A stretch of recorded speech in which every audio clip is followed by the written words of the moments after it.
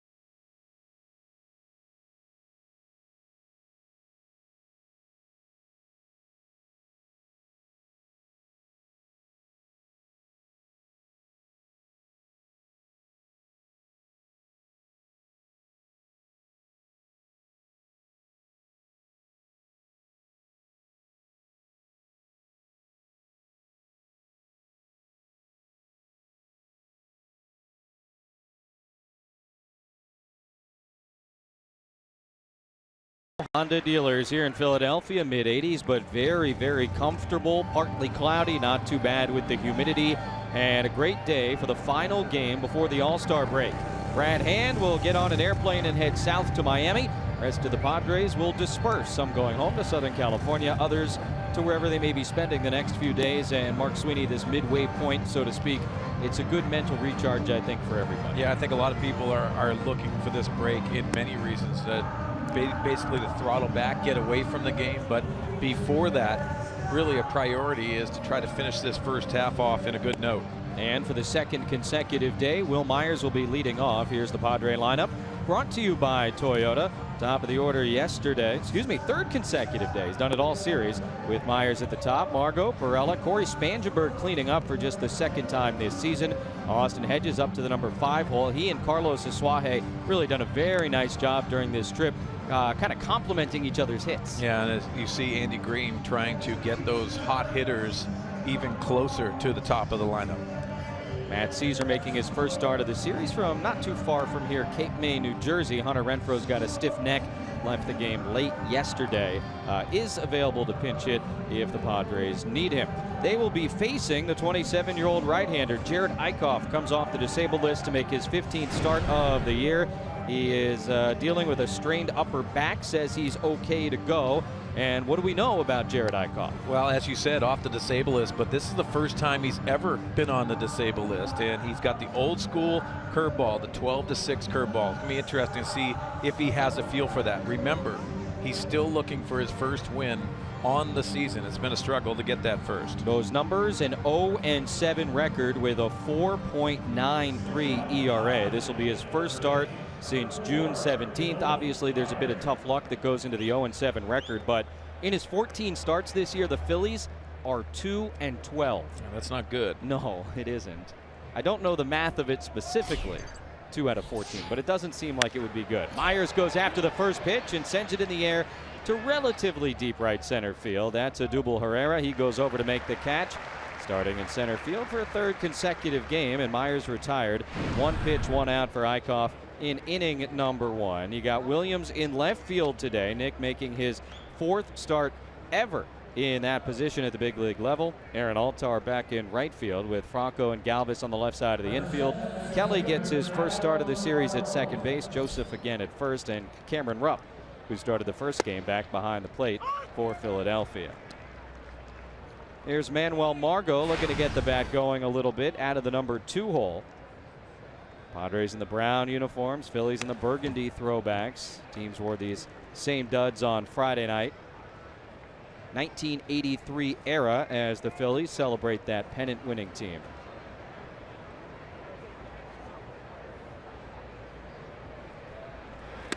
Look out.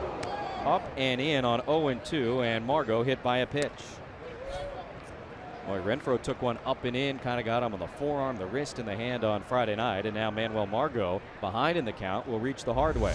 Well, watch Manny Margot, and you can see with that elbow guard, and it ricochets off that. That's a good sign. So many hitters are wearing that elbow guard, but watch him turn away from the pitch.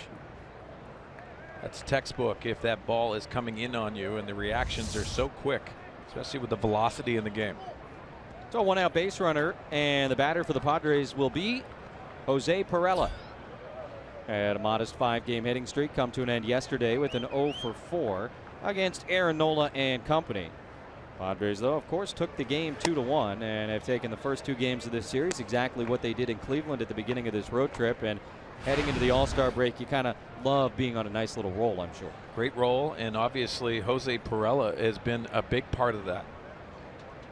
Touched on Carlos Asuaje, also Austin Hedges in this series alone. I mean, I think they have really shown very well. But Jose Perella, if you started the season and said he was going to be hitting 3rd for you at the end of the first half, I would have taken that bet. He's been a really nice surprise.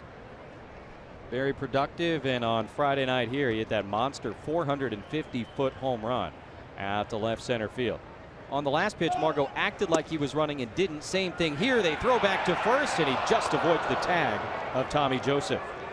He got a huge jump, but again, they had that play on where he doesn't actually go, and then it was a race back to first. You know, it might come into play because they watered down the infield before, and it still looks wet out there. You wonder if he had a little bit of mud underneath his cleats, didn't get that break that he wanted, broke it down, and then went on the outside part of the bag, which was a good slide coming back. And because of that, able to avoid the tag. Meanwhile, it's 2-1 to Perella, and no surprise that they check on Manuel there. Well, I like it because now they pay attention to him. It might be helpful for Jose Perella. Might have bought him another fastball. Started off the season 5 for 5, or 5 for 10, I should say. And better since when it comes to the percentage. Another check on him. And these are pretty close plays at first base. Pretty close, and you see Joseph, he's the right-handed first baseman. Left-handed first baseman can let that ball travel a little bit easier. Easier to put a tag on the back part of the base.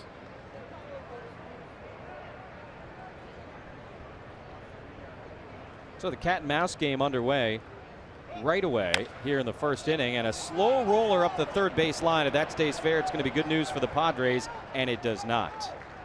We're up, let it roll, and as as soon as it kicked into foul territory, he picked it up. So Perella back to the plate, 2 balls and 2 strikes, and a little bit of a break there for Eichhoff. Well, haven't seen the curveball broken out yet from Eichhoff, and that's his specialty pitch.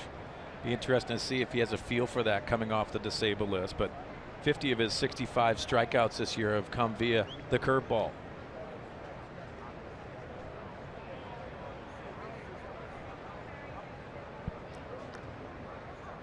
Margot at first base with 1 out here in the top of the first inning. He did steal a base in yesterday's game, a 2-1 Padre win. Friday night, a 4-3 Padre win as the Phillies struggles and 1-run games continues.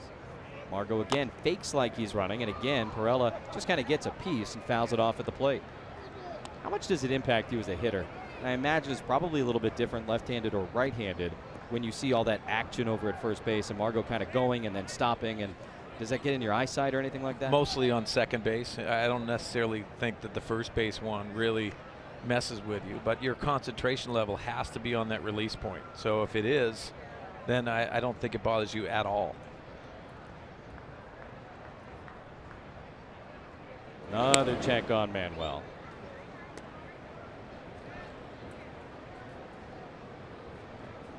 I think this is a perfect pitch to run on. Why I say that, he's probably going to go to that breaking ball, give you a little more time, put pressure on the defense. Perella had a hit in all 3 games in Cleveland, but he strikes out here after a lengthy battle with Jared Eichhoff. Strikeout number 1, out number 2 here in the top of the first inning, and now this afternoon's cleanup hitter, Corey Spangenberg, comes up. Again, you see the depth on the curveball, and it starts out of the strike zone and comes back to the bottom part of the strike zone. Very good out pitch. It's going to be interesting to see how he can maintain that and how the Padres offense can neutralize that.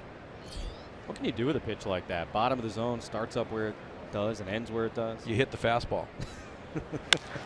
Spangenberg lines to Joseph. A hard hit ball will end the inning. Good reflexes by the big first baseman. Padres leave a man at the top of the first.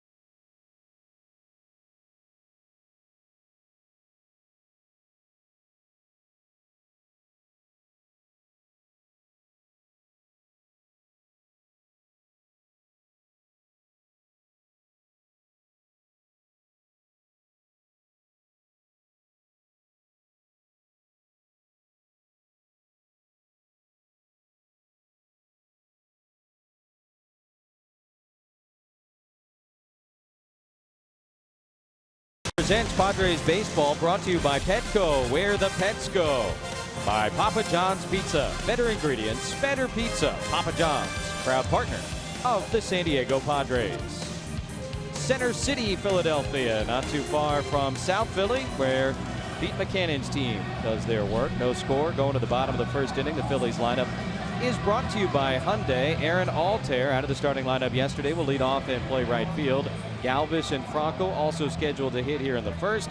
Joseph, Williams, Herrera in the middle with Rupp, Kelly, and Eichhoff at the bottom of the Philadelphia batting order. Trevor Cahill making his second start since coming off the disabled list. Very effective the other night in Cleveland. I want to see him go on the attack today, especially pitch number 1, and fastball command has to be better than his last start. Also, you wonder if there's any limitations today after throwing 85 pitches his last start.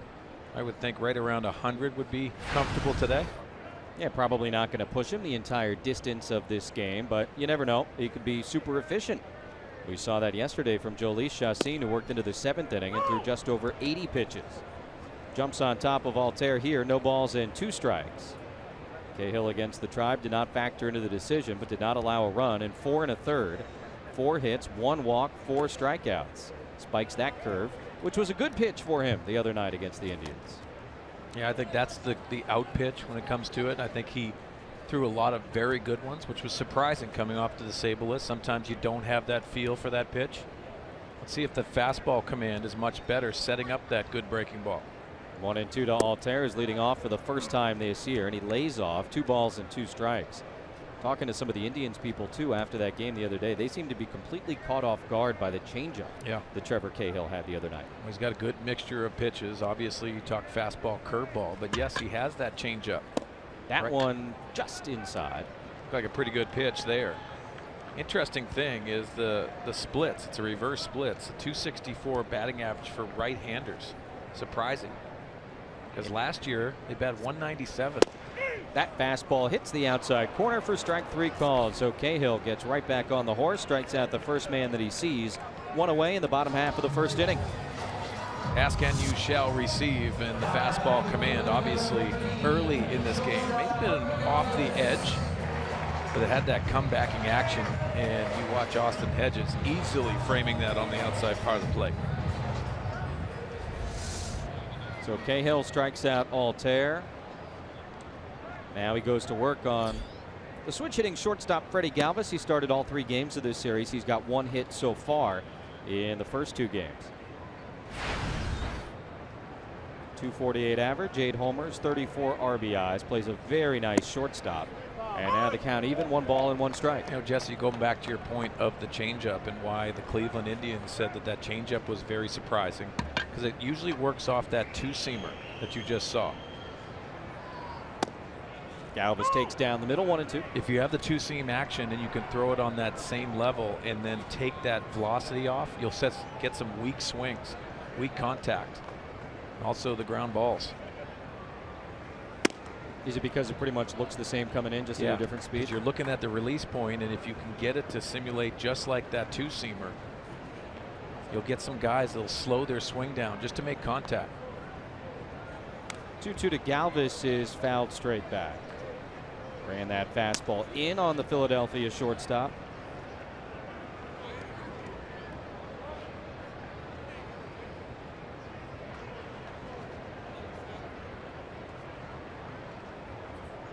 Cahill struck out Altair to open the game, and now the count runs full on the number 2 hitter, Freddie Galvis.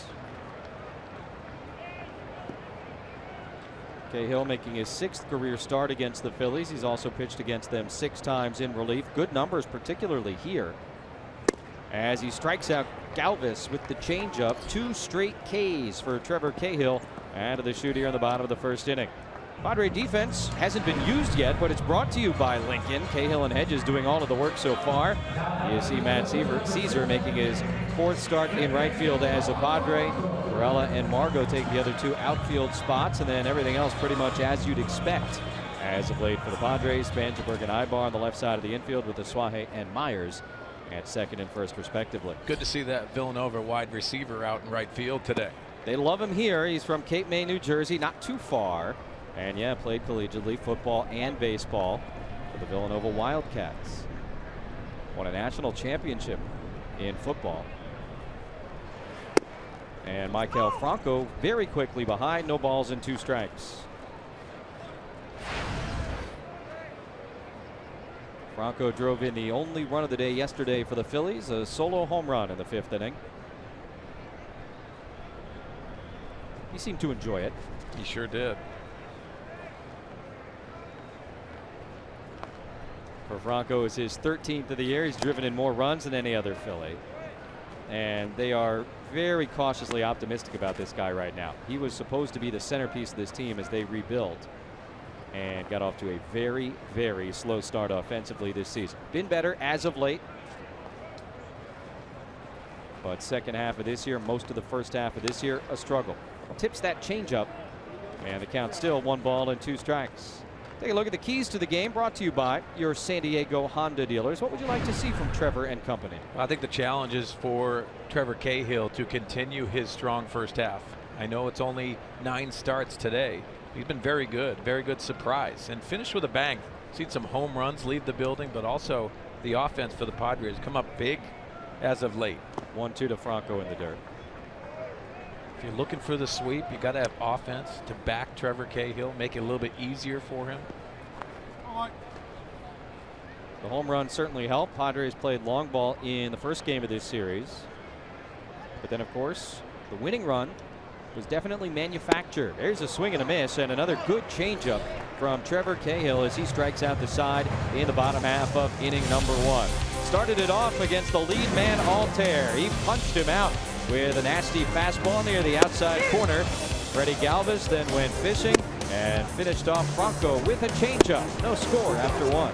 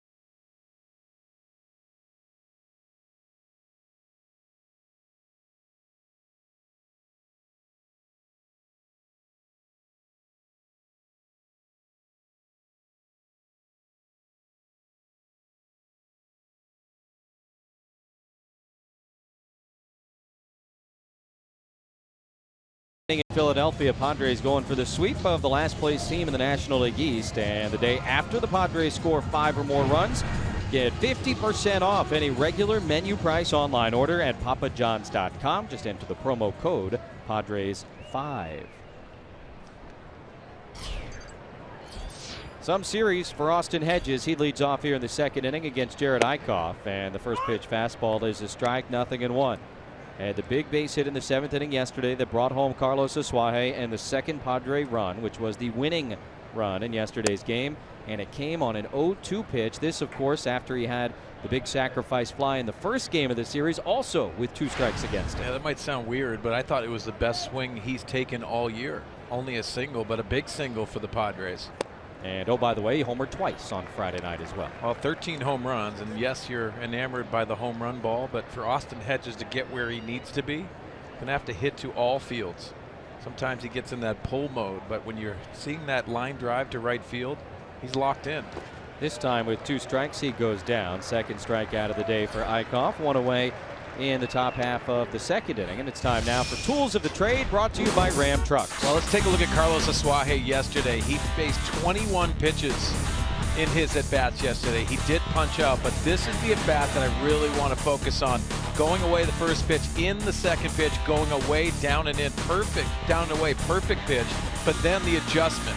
They kept on pounding him inside. He looked inside, and here's the triple that was huge. Got the Padres on the board, sliding into third base. But Carlos Asuaje continues to impress. You don't often hear about the number of pitches one guy has seen in one game, but when you do, obviously it was a big part of it yesterday, and it was. He's been grinding out at bats. Even when he strikes out, it seems like the pitcher has to work really, really hard to do it. Well, you look at it too. Will Myers is leading off. You've seen a lot of first pitch swinging, which is not a bad thing, but you're seeing a different approach. Carlos Asuaje doesn't mind him if he gets to 2 strikes. Hits that one over to Joseph and past Joseph down the right field line. Asuaje tripled yesterday. He'll be content with a single here. And another well-struck ball by Carlos. That's the first Padre hit. And a 1-out base runner in the second. This is an absolute bullet. And again, that pitch inside, but this was even elevated. Watch him get on top. You know, so many times we hear launch angle. Well, this is just a bullet, squaring the ball up, hitting where it's pitched. Continue great approach by Carlos Asuaje. Thumbs up from the second baseman, and now the shortstop. Eric Ibar will get into the batter's box. Switch hitter from the left side against Eichhoff. He's the only Padre who's seen Eichhoff more than a couple or 3 times. Jared Eichhoff is making a lot of attention to these Padre base runners today. Saw Margot take a bag yesterday. Myers stole one in the first game of the series as Ibar sends it down the line, but that'll be a foul ball, a little bit out in front. He has shown good pop this year, perhaps more than we even expected when he signed with the Padres. Yeah.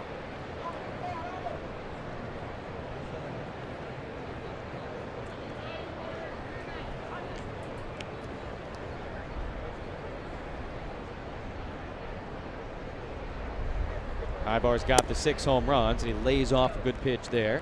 1 ball and 1 strike. That's such a good take, and why I say that is that curveball looks so good, but seeing it, being able to track it, and seeing it out of the hands, because when it's elevated, those are the ones you have to take advantage of. 1 for 7 in his career against Eichhoff. The 1 hit was a home run, and he launches this one again down the line, and again just a little bit out in front as he hooks it to the right of the foul pole. Look at Eric Ibar's at bats yesterday. Walk in the second, and then he flew out, but had some good productive appearances, and then led to that double in his last at bat. He continues to get those consistent at bats.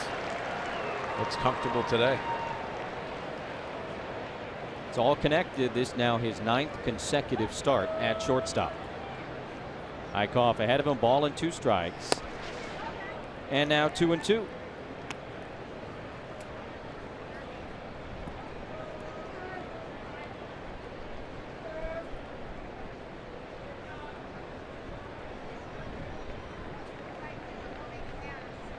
Asuaje has not attempted a stolen base in his major league career this season, as Ibar again takes aim at that pole. This time though shallow, and this time it bounces into the seats. Nice effort by Altair coming in. Unable to get there to make the play, and Ibar survives at least 1 more pitch. And you watch Ibar go down to his knee on that swing because he was fooled with the breaking ball. Has that break that's in front of the plate. Tries to extend himself to get that, a piece of that. Watch him go down to his knee just to try to get a little more extension to make contact. Just gives himself another opportunity. 2 balls, 2 strikes. Catcher up, sets up away, and the pitch misses up and away. So the count now full, 3-2. Well, Jess, I think it's imperative for the Padres to get on top. Why? Because they have played inspired baseball. They have the good bullpen, but Jared Eichhoff looking for that first win. You wonder where he is even mentally off the disabled list.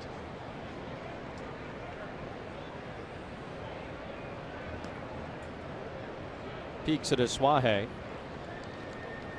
who's running. And the pitch is outside. That is ball 4. So the Padres will have 2 base runners here with just 1 out in the 2nd inning. Suaje singles, Ibar works a walk. And now the batter will be Matt Caesar.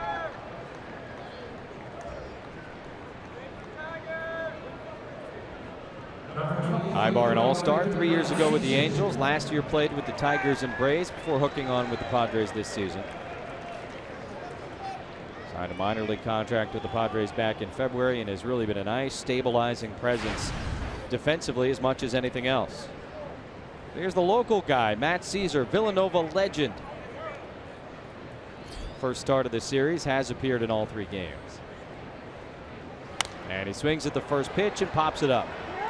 Rupp, the catcher, coming back, had a little bit of trouble identifying it, but now he finds it and makes the play.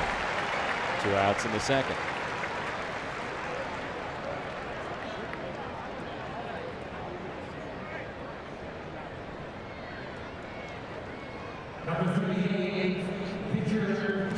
Trevor Cahill going to hit here, 2 on, 2 out. He did not get the opportunity to swing the bat in his first start coming back from the disabled list because, of course, the Padres were in Cleveland and the designated hitter was being used. 2 for 8 on the year. You see the career numbers. Does have 3 doubles, one of which came this season. Goes after the first pitch. Pretty good hack. Yeah, that was really nice. He wants that one back.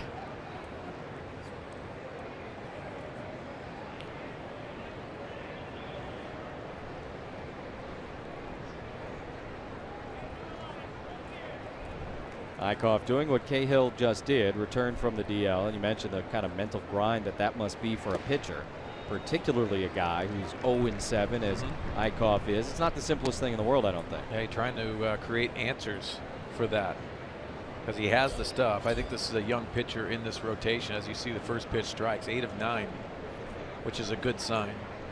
I think he can develop into that guy that stabilizes a rotation. Saw Aaron Nola yesterday.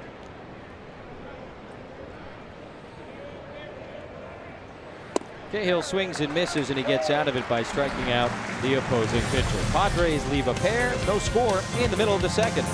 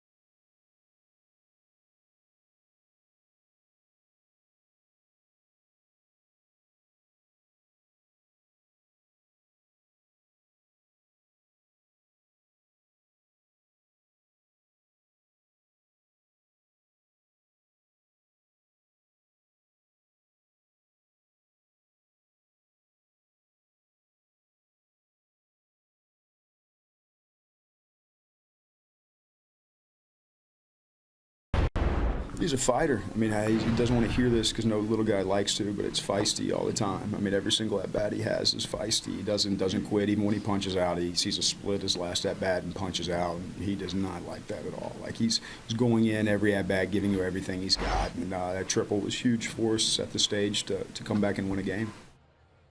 Andy Green talking about the feistiness of Carlos Asuaje. We've seen that feistiness on the road trip so far. He's had 6 big hits the single that he just had right now with 2 strikes, again showing that mental toughness, but he's also showing it on the defensive side as well. As much as Andy has appreciated what he's done with the bat, he's even more impressed what he's done with the glove. Now, at the end of last season, they gave him 2 assignments. Number 1, become less mechanical when fielding the ball, especially when he's going left or right. He was getting a little bit too two-handed. In other words, they wanted to see him use just the glove, be a little bit more athletic, and also improve his arm strike so he could turn the double play at second base. He's been playing long toss, so that feistiness has paid off both at the plate and in the field, guys. He's doing a great job. That's really good stuff, Bob. And you almost wonder if Andy was maybe speaking from experience when he said the little guys don't want to hear this. I don't know. Maybe he was. Firsthand, it could be. I don't know. Trevor Cahill struck out the side in the first inning. He goes to work against the middle of the order here in a scoreless game in the bottom of the second. Phil's looking good, as do the Padres in those 80s era uniforms. And Joseph, first guy to put it in play against Cahill, 1 away. And let's see, back in 1984, you go to the 25th round of the draft, and these Philadelphia Phillies selected pitcher, right-hander from Harvard Westlake. It's a sweet salad. How about that? Were you blonde, Bob? Yeah, where'd you guys pull that old picture up? Oh my gosh, going way back. There it is, Clearwater Phillies, my very first baseball card right there. Yeah, you know what? A lot of good memories in this organization, guys. 25th round draft pick, and honestly, I was all set to go to UCLA. The reason I signed with the Phillies was because at that time they had an outstanding reputation of developing players. Nick Williams goes the other way, deep left field. That just gets out of here. Opposite field home run down the line for the left fielder, Nick Williams. And the first guy to reach base against Trevor Cahill will come all the way home. That is his first major league home run. Well, a moment the young outfielder will never forget. See the 2-seam fastball, and that's a good pitch. Taking it the other way. Not a bad approach, and to get your first, put it on your mantle. So the Phils jump on top thanks to a solo homer. That's exactly what they did in yesterday's game as Odubel Herrera takes outside. 1 ball and no strikes. Bob, you're saying about the reputation and that decision to sign as opposed to going to UCLA? Yeah, at the time the Phillies had that reputation for developing players, and that was the big decision for me. I said, you know what, I'm going to take my shot, see what I have, if I have what it takes to do it in pro ball, and it's a decision I'll never regret. I did learn so much from this Phillies organization, and they taught me how to play the game the right way. And you know, I spent 7 years in their organization before getting traded to the Cubs, so a lot of good memories here wearing those maroon pinstripes, guys. Yeah, Bob, the question I want to ask too, how'd you develop that nice nest of yours that we saw in that first picture?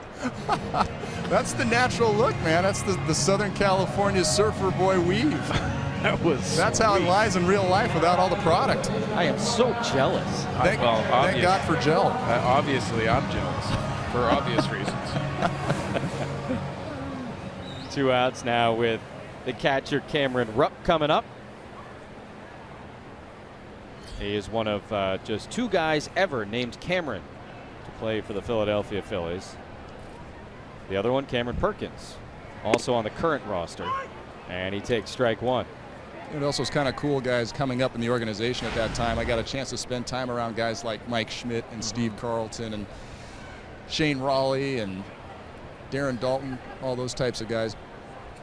Paul Owens was the GM at that time. Dallas Green was the skipper. So a lot of good, hardcore, old school baseball guys teaching the young guys. And, you know, all the rumors about Steve Carlton not talking to the press were certainly true. But as far as working with the young guys and working with his teammates, he was outstanding. Very cool. Big trade, by the way, that sent Bob to Chicago. Mitch Williams came to the Phillies and obviously played a big part in World Series history.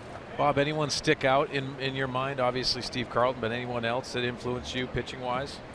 You know, there were a bunch of guys that were just really supportive. Kevin Gross, Don Carmen, Shane Raleigh was there. Mike Maddox was in the organization at that same time, so I had an opportunity to spend time with Mike as we were coming up through the organization together. So, you know, just a lot of good baseball minds. We're up in the air, deep center field. Margot, gone into the bullpen. Second home run of the inning. Mark Leiter Jr. is all fired up as Rupp goes around the bases for the 6th time this year. 2-0 Phils.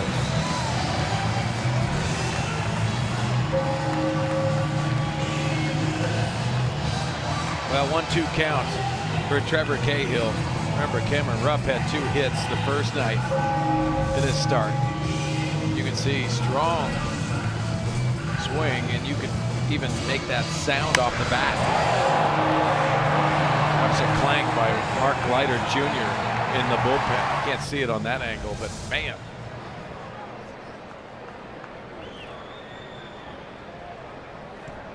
Cahill has faced 7 guys. They've all either made out or hit a home run. And now 1 ball and no strikes to Ty Kelly. First time we're seeing him at the plate in this series. He pinch ran last night. Former Met making his 8th start of the year at second for Philadelphia. And he gets ahead 2 balls and no strikes. Mets DFA'd him at the beginning of the year. Toronto picked him up. They did the same. Traded to Phillies for cash at the end of April. They sent him to AAA. And now getting a little bit of an opportunity here at the major league level. Phillies called him up at the beginning of May. And, you know, these are the kinds of starts that he's getting. Final game of a series, day game. A little bit of a breather for this guy or that. He plays all over the place. And now Cahill evens it up. 2 balls and 2 strikes. Yeah, don't hate on those day game starts. Those are important starts for those bench guys.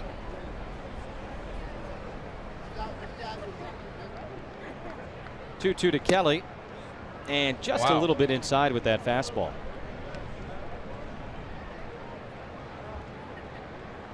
Kelly, a UC Davis guy, has played in the minors for Baltimore, Seattle, St. Louis, Toronto, Mets, Toronto again. Changeup, got it. Nicely done by Cahill to work out of trouble after giving up a pair of homers. Phils have taken a 2-0 lead after 2.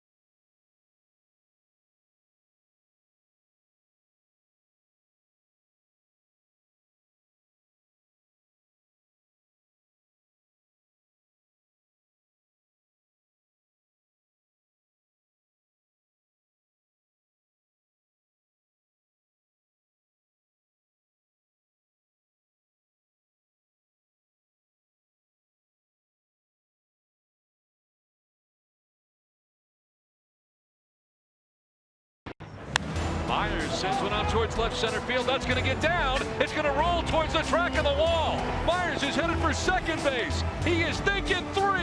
He can get the cycle. He will get the cycle. Standing at third base. The second cycle in the history of the San Diego Padres. Something about Coors Field. A couple years ago, Matt Kemp, finally the first cycle in Padre history, and now Will Myers has joined the club. Back in April. Now we're just waiting on, you know, the other thing. Myers goes after the first pitch, swings and misses. He is the 10th at bat against Eichhoff so far, and 6 of the 10 have begun with a swing. 4 straight Padres have gone after the first pitch. This one puts Myers behind in the count. He flew out to center his first time, and now the count evens 1 ball and 1 strike. What you got to prevent is getting to 2 strikes. 5 Padres through the first time through the order. Eichhoff has got that, and he's punched out 3. Ball and 2 strikes now to Will Myers. I want to go back to the cycle for a moment because it's such a funny thing, the cycle, and obviously because it took so long for the Padres to come up with one. Hard hit up the middle. That's going to be a base hit for Will Myers. That we sort of became obsessed with it and enamored with it. But the reality is it's such a fluky, weird anomaly thing. You know, you ask anybody, I'm sure if you asked Will right now, would you rather hit for the cycle or would you rather have like a 3-homer game with a double?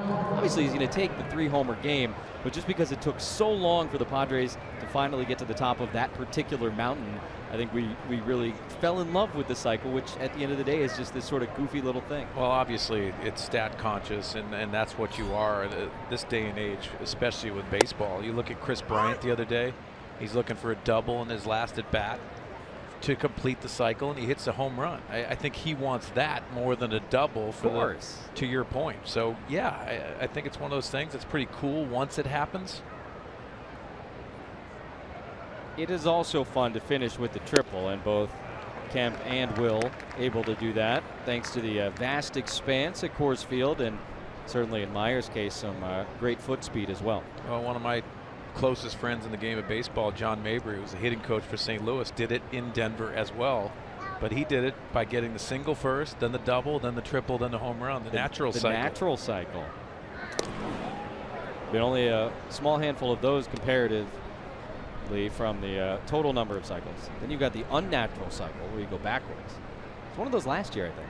There's only been a very small handful of those where you go homer, triple, double, single in your first 4 at bats. Myers not running, skips away. Now he'll make it to second base. Just spiked to that one, and no chance for the catcher Rupp. So Will into scoring position. And a 1-ball, 2-strike count. Now I don't know what this was. It's like a curveball they just overthrew. No chance for Rupp to even keep that in front. So now a base hit could cut the lead in half. Manuel Margot behind in the count after being hit by a pitch on an 0-2 pitch his first time up, as Myers in scoring position. Up and in with that breaking ball. Well, he's been really inconsistent with that curveball today.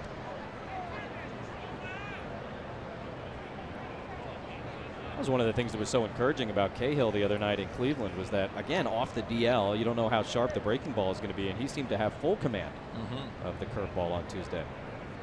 Not the case so far for Eichhoff, and Margot reaches for that fastball, swings and misses. Strikeout number 4, and 1 away here in the third. MLB.TV, every night, every device. Watch every out-of-market regular season game live. Plus, get a free subscription to At Bat Premium. It's the #1 app for live baseball. Blackout and other restrictions apply. Visit MLB.TV for details. Here is Jose Pirela.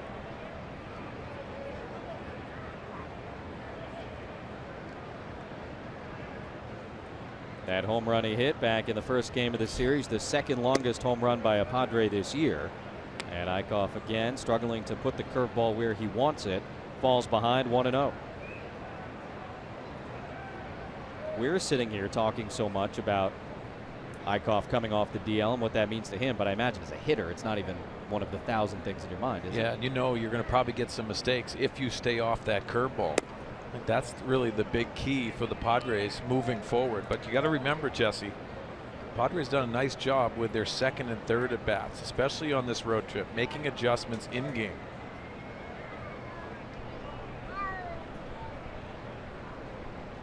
Good numbers with runners in scoring position for Jose, as Eichhoff and the catcher Rupp go through the signs.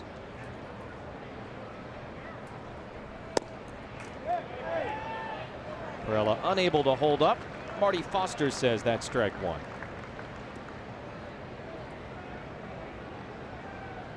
Well, you see the league starting to change the way they're going to throw against Jose Pirela easily with that check swing called. Unable to stay back on that changeup. 2-0. Pitching backwards.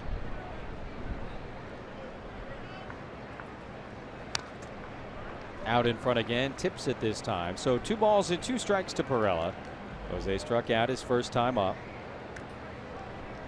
After Myers went to second on the wild pitch here, the Padres had a runner on second base with nobody out.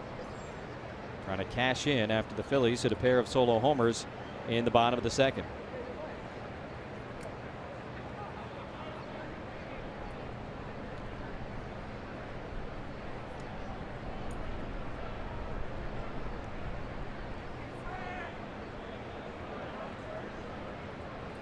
2-2 from Eichhoff, and a big swing and a miss by Pirela. So back-to-back strikeouts after the single and the wild pitch. Now 2 outs with Spangenberg coming up, and Eichhoff out there taking his time but making his pitches. Well, part of being a good pitcher is adding and subtracting, being able to throw the fastball, speed them up, but also slow them down with the curveball. And Eichhoff definitely has that weapon in his back pocket.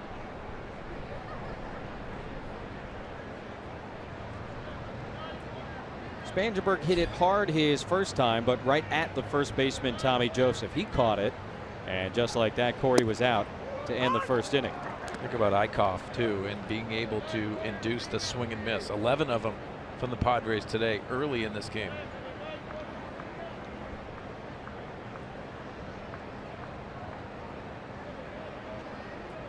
Spangenberg batting cleanup for the second time this year for the Padres. The other one was back on the last homestand in a game against the Tigers. Didn't specifically ask Andy about that before the game today, but I imagine part of it is just the matchup with Eichhoff. Kind of pitcher he is.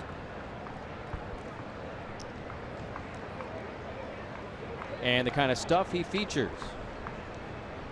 0-2, fastball way high, got him to chase it, and back-to-back-to-back strikeouts for Jared Eichhoff after the lead single by Myers. Middle of the third, 2-0 Phils.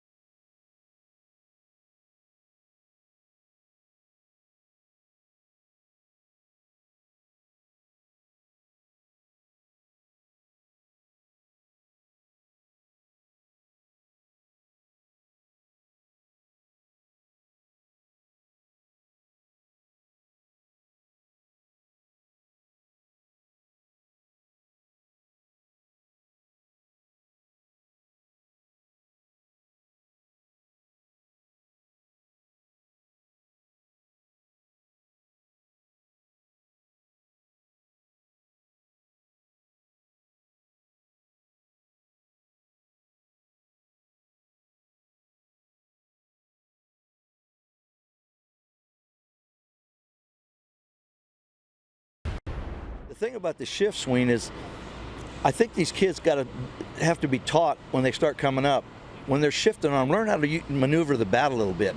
Hit the ball the other way, maybe drop a bunt down. If you do that 1 or 2 times, the shift will be eliminated. But as long as you keep trying to pull into the shift, and guys come back and say, man, I hit that ball on the screws and it's right at the so-called right fielder. You got to change that.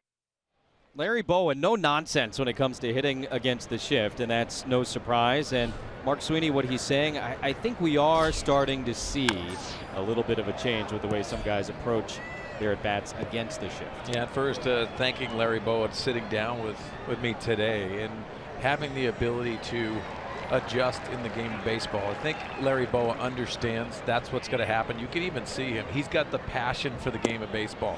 Being around him in Los Angeles on Joe Torre's staff and having conversations with him. Remember, 2-time Gold Glove winner, also 5-time All-Star, so he had that production. Eichhoff rips one down the left field line, but that's a foul ball. The Philly pitcher, not exactly what you would call a big threat at the plate, just 1 for 16 this year. Pretty good swing, but it's now a ball and 2 strikes from Trevor Cahill. But I think, Jesse, you're going to find that guys in the minor leagues are going to have to show this because they're shifting in the minor leagues as well. You're going to have the ability and the commitment to be able to go the other way. Also lay the bunt down. I saw Carlos Santana the last series lay a bunt down and be successful. That's going to happen more, I think, when guys are starting to go through their struggles and continue to hit into the shift. Larry Bowa understands that you have to make the proper adjustments in this game to sustain a long career. Eichhoff just gets a piece to stay alive against Cahill here. So let me ask you what I think is the million-dollar question, and I feel like anytime fans talk about it, this is what comes up. How hard is it to go the other way for a guy that usually doesn't? Well, you have to commit to yourself of being able to reduce your weaknesses. I'm not saying you don't go into your strengths as Cahill punches out Eichhoff, but you don't get away from your strengths, but you still have to work on your weaknesses. To answer your question, it's a commitment to be able to do that. And listen, if Tony Gwynn can do it, I think anyone can do it. If you're a power hitter that's paid to hit the ball out of the ballpark, well, that's what you're supposed to do. But if you're a guy trying to hang on, or maybe even, cut your teeth in the game of baseball, it's time for you to hit to all fields and be able to do that and hit away from these shifts. What about the bunting? You think it just kind of depends on the guy which of those things would be easier, just really committing to going the other way or working on your ability to bunt the other way? I would rather see a guy work on the hitting side of it than laying down a bunt that you're normally not doing. If it's a Manny Margot, for example, and he's laying a bunt down because they're doing the shifts, I like that because that's part of your element of your game. Speed has a lot to do with it. But when it comes down to it, I think a lot of these pull hitters, especially the left-handers, are going to have to occasionally honor that shift and drop a bunt down once in a while. Remember, everything goes on a scouting report, so these guys are talking about it. That'll reduce the way you shift, because you even saw it in the Indian series when Santana did that. You saw Ibar having to honor that and come on the grass a little bit. That opens up more holes. It changes the way they approach you defensively the next time out. It sure does. It's such an interesting cat and mouse kind of game, and with baseball trends, everything seems to self-correct at some point, and it does feel like we're maybe at the beginning of that big correction as this one gets away from Cahill and plunks Altair right in the back. They had 2 strikes on him, and just looked like a curveball maybe that slipped out of the hand. So a 1-out base runner for the Phillies here in the 3rd. Now you can see overthrowing this, gets out of the way and hits him on the lower back. Not surprising at all, is it? You know him, obviously I don't, but hearing Larry Bowa have that approach, kind of a no-nonsense, hey, you just gotta go out there, work hard, and learn how to do it. Yeah, really a black and white guy, and intensity for the game, but also his longevity in the game really gives him a lot of credibility. I love listening to him and his perspective on the game of baseball. Switch hitter Galvis with the runner going, takes ball 1, and no throw from Austin Hedges. So Altair comes up with his 5th stolen base of the year. He's into scoring position with just 1 out here in the 3rd. You see Altair getting that good break off of first base, and Hedges not getting a handle on that pitch. Wonder if he had an opportunity to get him. It was a close pitch. It missed. And so now Cahill will deliver his 50th pitch of the afternoon with a runner on second. Galvis, the switch hitter, rolls it foul. And the count evens 1-1. Bowa, of course, was the Padres skipper back in the 80s. And one of my all-time favorite kind of just 80s, they would never do it today sort of things was the media guide from one of those years. And you got Bowa as the quote-unquote skipper as this one is hit high and deep and way gone. Second deck right field for Freddie Galvis. Struck out his first time, and this go-round he hits the 3rd home run of the day against Trevor Cahill.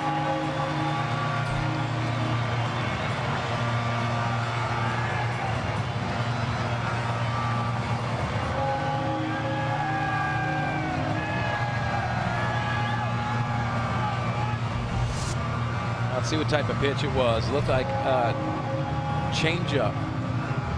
And you can see Galvis stays back on this, sitting on his backside.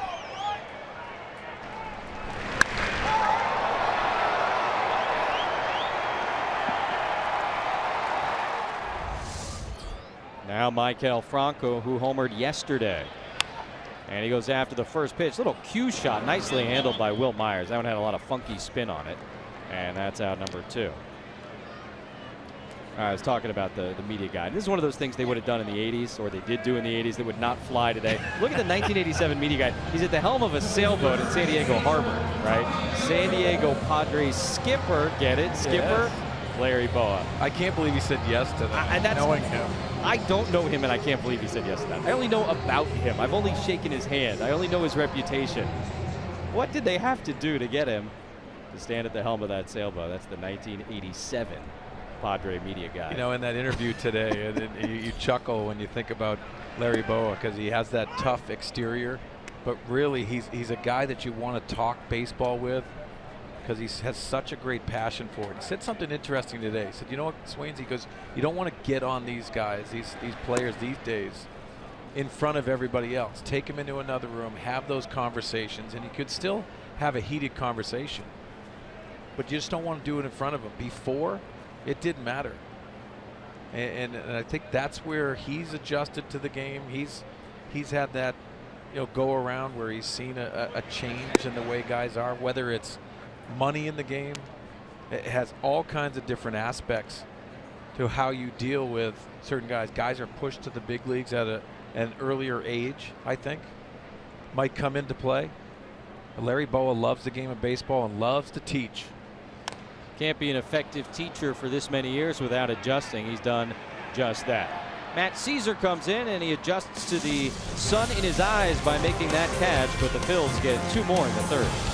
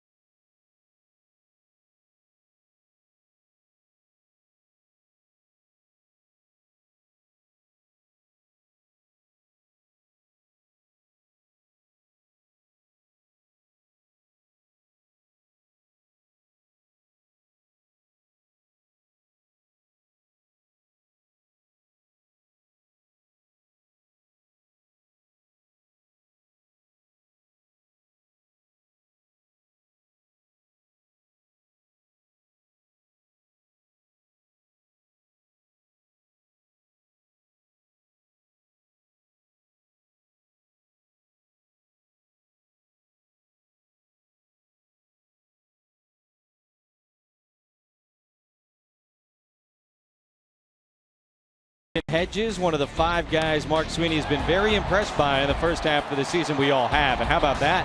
Most home runs by a Padre catcher before the All-Star break ever. Austin Hedges with 13, one more than Derek Norris had last year, and that Mike Piazza had a decade before that, and he is chasing down Piazza's single-season Padre catcher home run record, which is 22 from that same season. Couple of them on Friday night for Austin. This one is popped up towards the dugout and into the dugout. Joseph didn't really get much help there from his teammates, and it ends up being just strike 1 to Austin Hedges. Yeah, it looked like that bullpen, I mean the dugout was worried about the sunscreen. Only Salvador Perez has hit more home runs by by any catcher this season, and Perez, I think 14 of his have come as a catcher. So I'll throw that caveat in there. He gets to DH, which obviously Austin does not, except for a very, very rare opportunity every now and again. It's an incredibly demanding position from a physical standpoint, and I don't know that it's completely coincidental that he hit 2 home runs after he got a very rare 2 days off in a row. Yeah, and you think about that and how you monitor how strong you're going to be throughout the season. That is another strikeout, the 4th in a row by Eichhoff, and he's now got 7 with 1 away here in the top of the 4th inning. A lot of it has to do with the breaking ball today.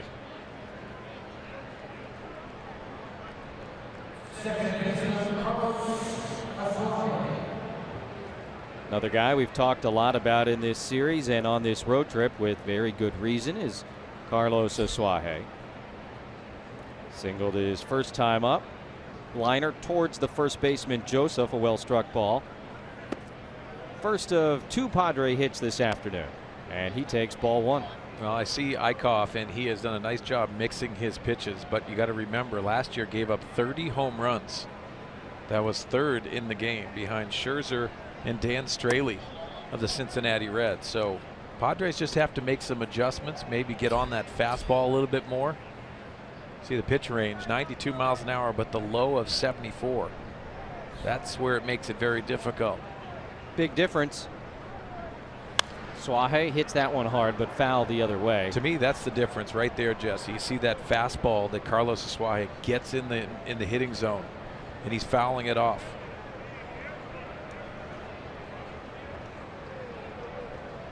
By the way, that's the great bar bet stat from last year, is who gave up more home runs than anybody in the National League. Max Scherzer. Nobody would have guessed that.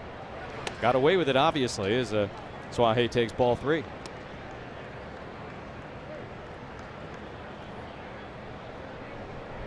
What's the word Andy used? Feisty? Yes. Little guy. Feisty. Another good turn at bat here against Eichhoff. And a hard hit ball, but on the ground to Joseph this time. He takes it himself, 2 away. The can't miss event of the summer hits South Beach when baseball's biggest stars take the field for the MLB All-Star Game, July 11th, only on Fox. I'm looking forward to it. You know what I love the most about that game? The introductions. Oh, it is great. I think it really is. It's one of the things that I don't want to miss. Guys standing on the baselines, all the different uniforms. It is cool. It is very, very cool. Ibar takes in the dirty bats here with 2 outs and the bases empty in the 4th inning. The All-Star Game, and I'll throw the home run derby in too. They're 2 of the things that when I watch them legitimately make me feel like a kid again. Yeah. And what do you like the most? Do you watch the whole game, or do you? I do. I watch the whole game. I have a hard time getting through the whole derby. I'll admit to that. Ibar through the hole on the right side. That is a 2-out single, as he did in the first at bat on a foul ball, went down to his knee to wait on that breaking ball and drives it through the right side. Well, not perfect hitting mechanics, but you can use that leg and go down to your knee and try to get a little more extension. Hard ground ball through that hole. It's like the Mickey Mantle follow through from late in his career. He's down on the one knee. See Adrian Beltre do that a lot. Sure, yeah. There's strike 1 to Matt Caesar. Fouled out to the catcher his first time up. Cape May, New Jersey, where he grew up, about an hour and a half from here. It's the very southern tip of New Jersey. So you go across one of the bridges and then south as he gets behind. No balls and 2 strikes.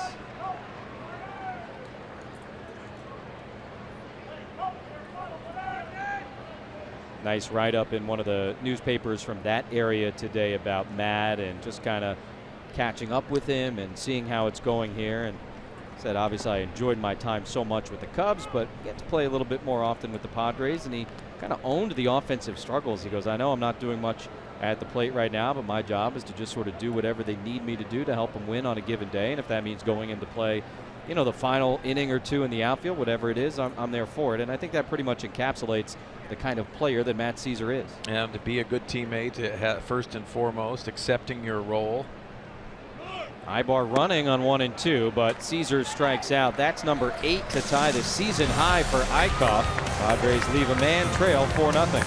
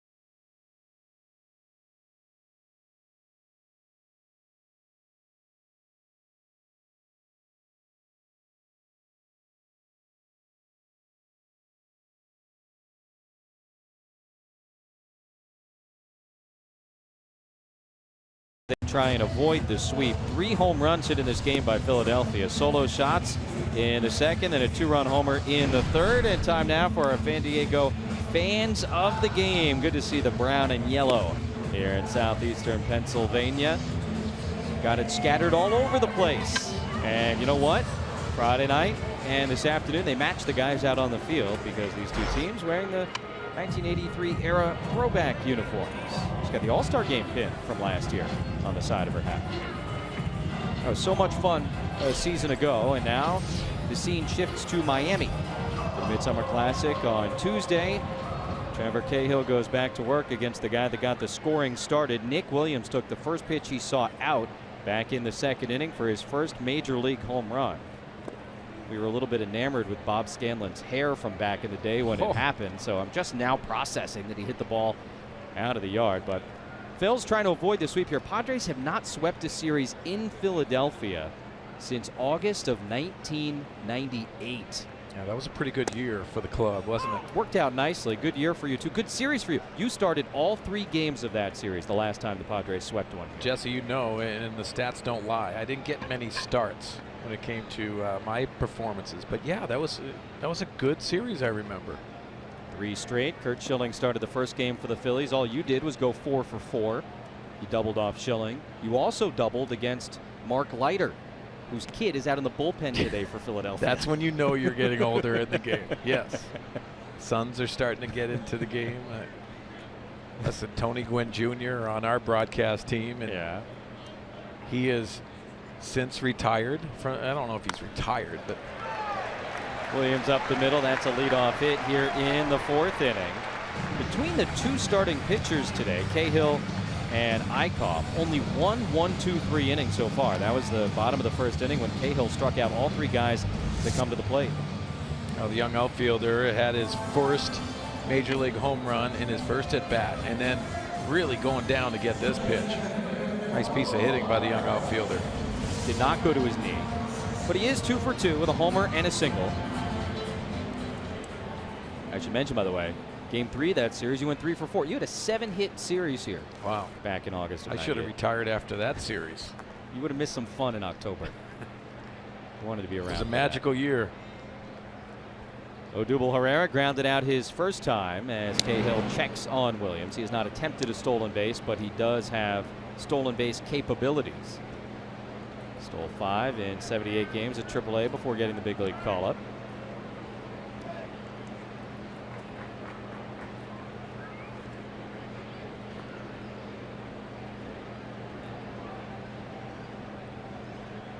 Herrera swings and misses wildly there, and Cahill ahead of him. No balls and 1 strike. You know, Jesse, we go on the flights, and I don't go on many trips, but this one was pretty cool, and I'll tell you why. Anthony Gwynn Jr. is on this trip, and we were talking about '98 and the season, the magical season the other night, and it was so cool to hear his perspective on what his dad went through, him being in the stands in New York. It's one of those magical things that you take for granted, because obviously we miss Mr. Padre, and of course Tony Gwynn Jr. does as well. But he lit up like a Christmas tree, talking about those moments and how great that was. His dad hit that home run in the first game of the World Series. He said, Dad, he told his mom next to me, because I just want to stand up and cheer and get after it and talk back to the fans of New York. It's really a lot of fun to reminisce about the times that his dad and all those magical moments, because for us on Tony Gwynn's team, we were just so happy he was on that main stage. 1984 obviously, but then in 1998 and how great the Yankees were. It was fun to put him on that stage and in that pedestal that was the World Series. Tony was, 15. I think that year, maybe 16 by the time the World Series started. So really, it's such a good age to be able to enjoy that and appreciate that. And he told me that I always went into the clubhouse and, all throughout the season. And then it got down to the World Series and he drove to the ballpark with his dad and goes to walk to the clubhouse. And his dad was like, nope, not this time. Not this time. Go have fun in the stands. Runner goes. Hedges throw down to second is a strike. And Williams thrown out trying to steal second base. Strong-armed Austin Hedges, and a nice job by Ibar down there, kind of stretching out. and getting the tag done. Now, Aaron Altair had a stolen base earlier in this game, but I think a lot of people around baseball starting to see Austin Hedges, the type of arm he has behind that plate. What an absolute cannon to Eric Ibar. Good close look here. Yeah, he tried to do that matrix slide. It's a good tag. What a great camera shot. It really is. So 2 outs and the base is empty now. That changes things as Rupp lines one into right field. And the big catcher who homered his first time up now singles the other way.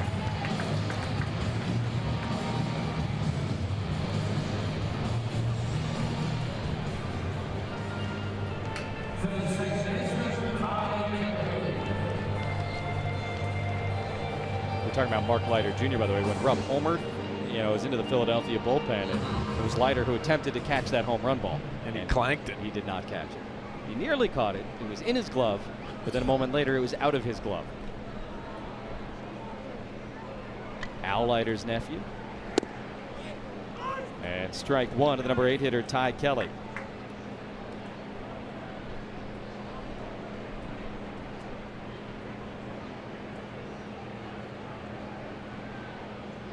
Kelly will turn 29 years old later this month, and he's quickly behind no balls and 2 strikes. Struck out swinging back in the second inning, one of 6 that Cahill has sent down via the K.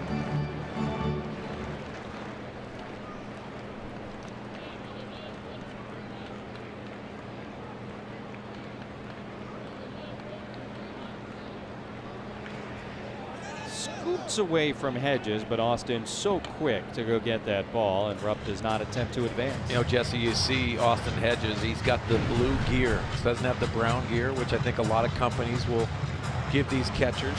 Well, he's with that blue gear because that's what he's used to. When you think about balls in the dirt, you have that new gear, it might ricochet off just a little bit more and affect that play. It's probably the reason why he stays with his blue. That's the gear he trusts. You know, so many things are specialized now with the different uniforms, different colors.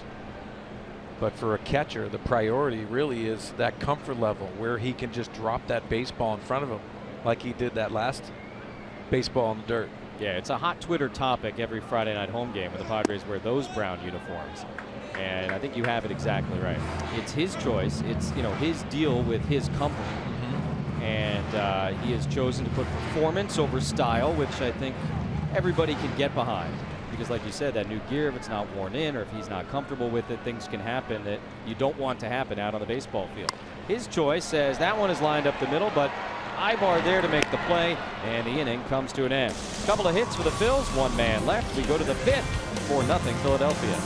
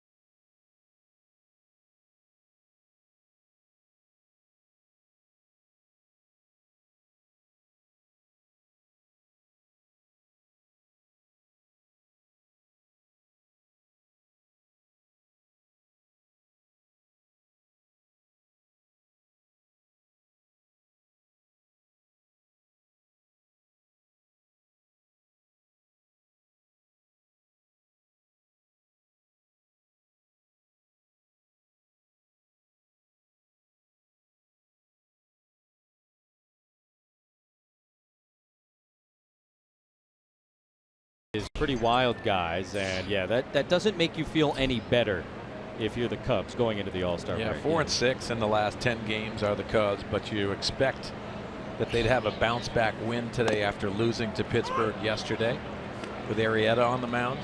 It's really been the inconsistency of that starting rotation. Plus, I think the defense is not as good as it was last year. Cahill lines one up the middle. That's going to be a base hit for the Padre pitcher. So Cahill trying to get a rally started as we go downstairs and check in with Bob Scanlon. Well, Jesse, obviously Jared Eichhoff has been very effective today despite allowing the base hit to Cahill. Let's take a look at how he faced Jose Pirela earlier.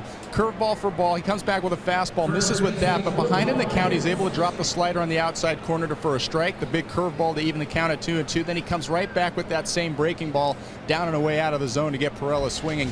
Eichhoff has been outstanding today with that breaking ball, guys, and there have been a couple of occasions where he's fallen into a bad pattern he had early in the season of falling off to the first base side. Those are the breaking balls that he's casting, but he's making an adjustment quickly in game and coming right back to throw another one for a quality strike. That's been his strength so far today.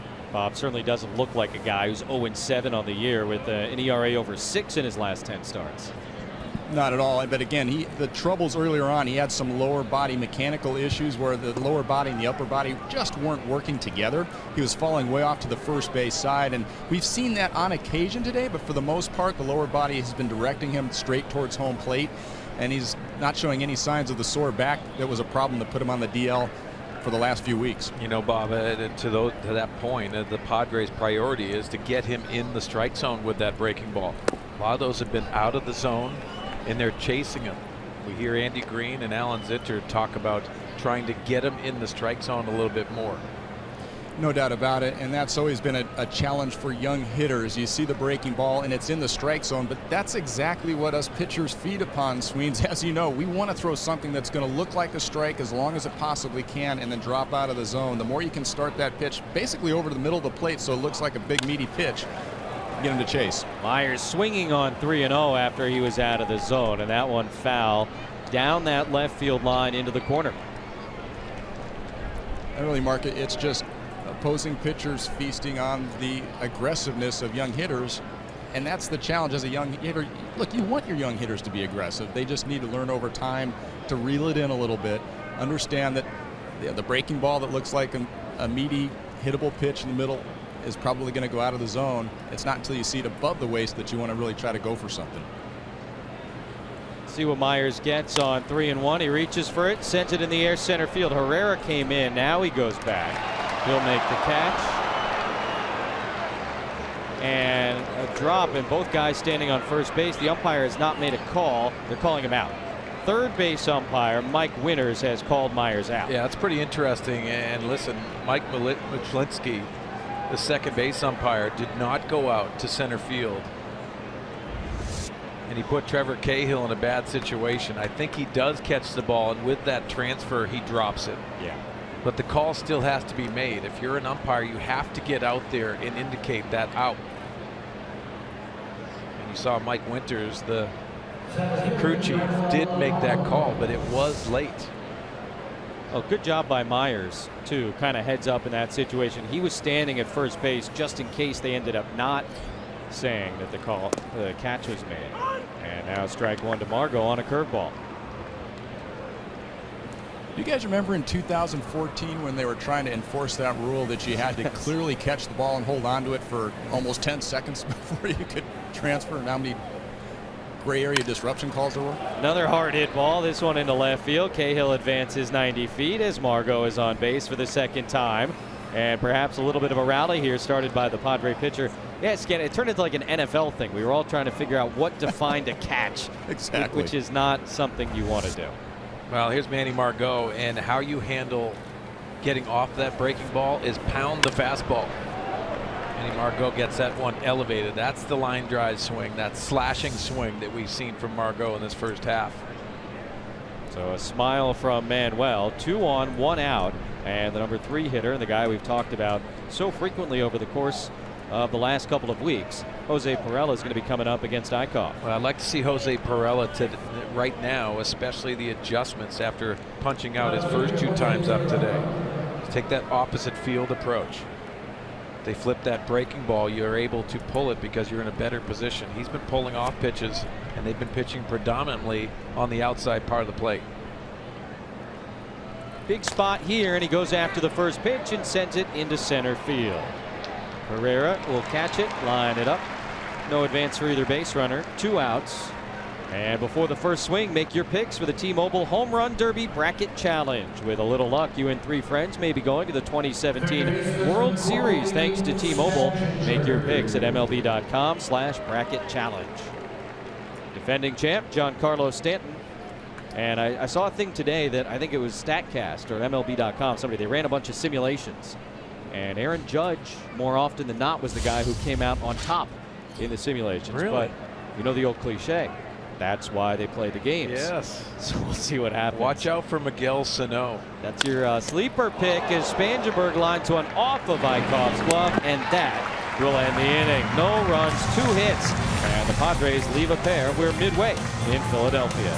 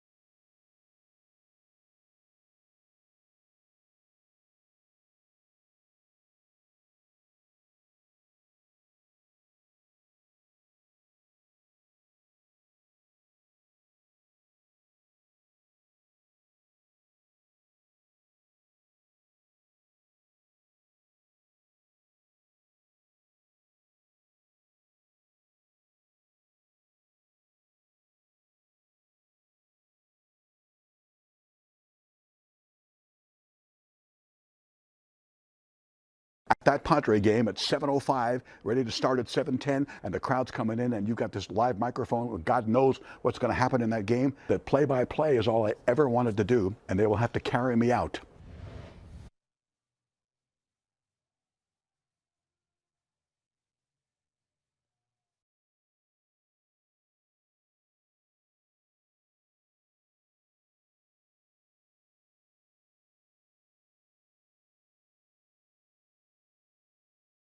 There's no place to be other than at that Padre game at 7:05, ready to start at 7:10, and the crowd's coming in, and you've got this live microphone. God knows what's going to happen in that game. That play-by-play is all I ever wanted to do, and they will have to carry me out. Tonight on Inside San Diego Sports, we look back with the birthday boy, Ted Leitner, on his broadcasting career. He shares some of his favorite memories of San Diego's greatest seasons. That is tonight after Padres Live. So a very happy birthday to Uncle Teddy. He and Tony. Hey, Dave Marcus is up there working in the radio booth down the hall here in Philadelphia. Yeah, we're going to X Dave out. Are you working on it? Super Dave. Happy birthday, Teddy. This is going to be a pinch hitter for the pitcher, Jared Eichhoff. He goes 5 innings today.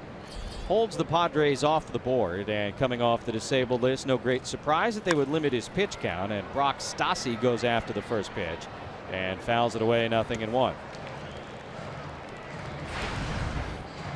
Speaking of Ted in the radio booth, Orsillo will be back when the Padres open up the second half at home on Friday against San Francisco. So I'll slide back over to radio and work with Ted. But Sweens, I've enjoyed hanging out with you this week, and everybody down on the truck and around the different ballparks. Thanks for having me. I don't think people realize how much work is done in the truck. So many things that we have to be very grateful for, and we thank those guys because they put a ton of work in. Put on a broadcast every single night. These guys are awesome, man. Jay, Lou, Zach leading the way down there, but a whole bunch of very dedicated people.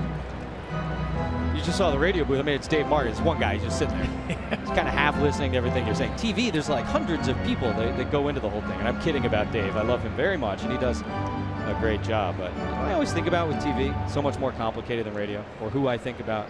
All the different crew and staff and people in San Diego and here and wherever else, Texas, that make all of this happen.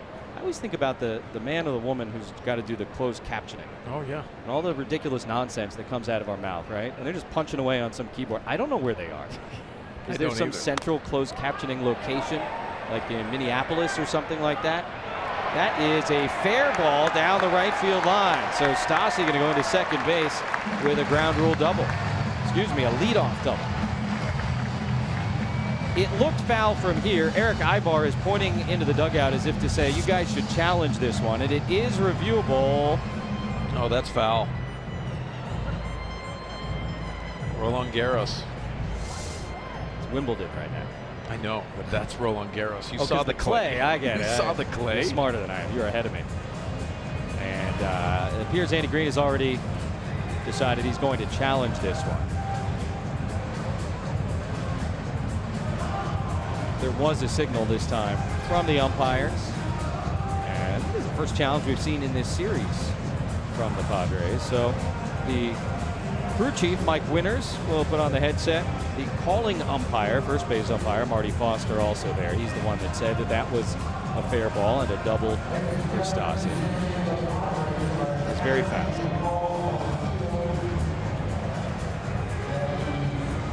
I guess they're not done. They're going to go talk about something else. Only Winters now, the crew chief, is on the headset. Foster made the call, is just walking back to first base. That's unusual. Usually the guy who makes the call is on the headset. But there you go. It's a foul ball. Very quick. And that call overturned. So Andy Green wins the challenge, and obviously a pretty big one there. Instead of a double, Stassi comes back, and I believe the count will be 2 balls and 2 strikes.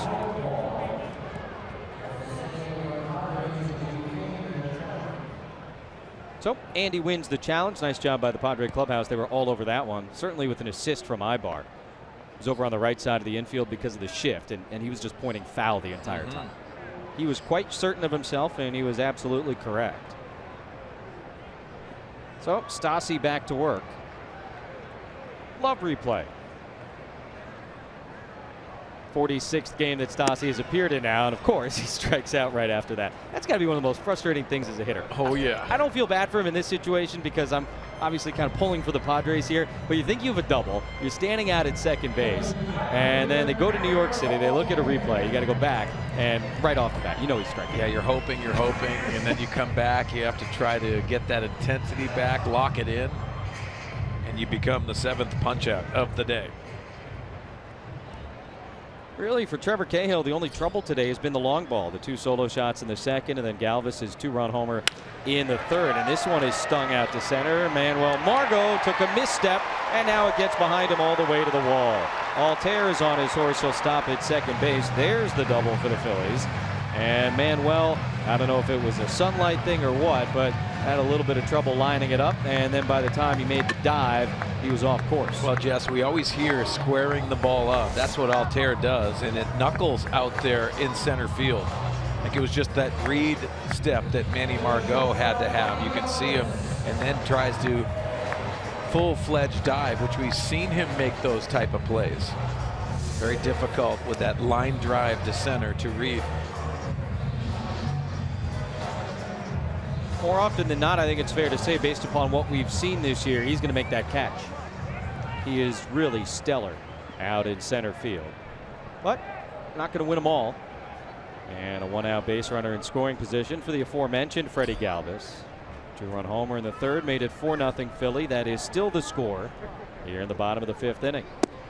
And he takes strike 1 from Cahill. I think a lot of people in Philadelphia are saying Maikel Franco, why he's not doing well. Well, I tell you what, Aaron Altair is the guy, because you think of a 5-tool player.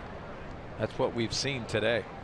He's their leading hitter, and I think based upon what we've seen and what we've heard, he's their best player this year. Yeah, talk to Matt Stairs, the hitting coach for the Philadelphia Phillies before this series started, and he said, you listen, watch this young kid.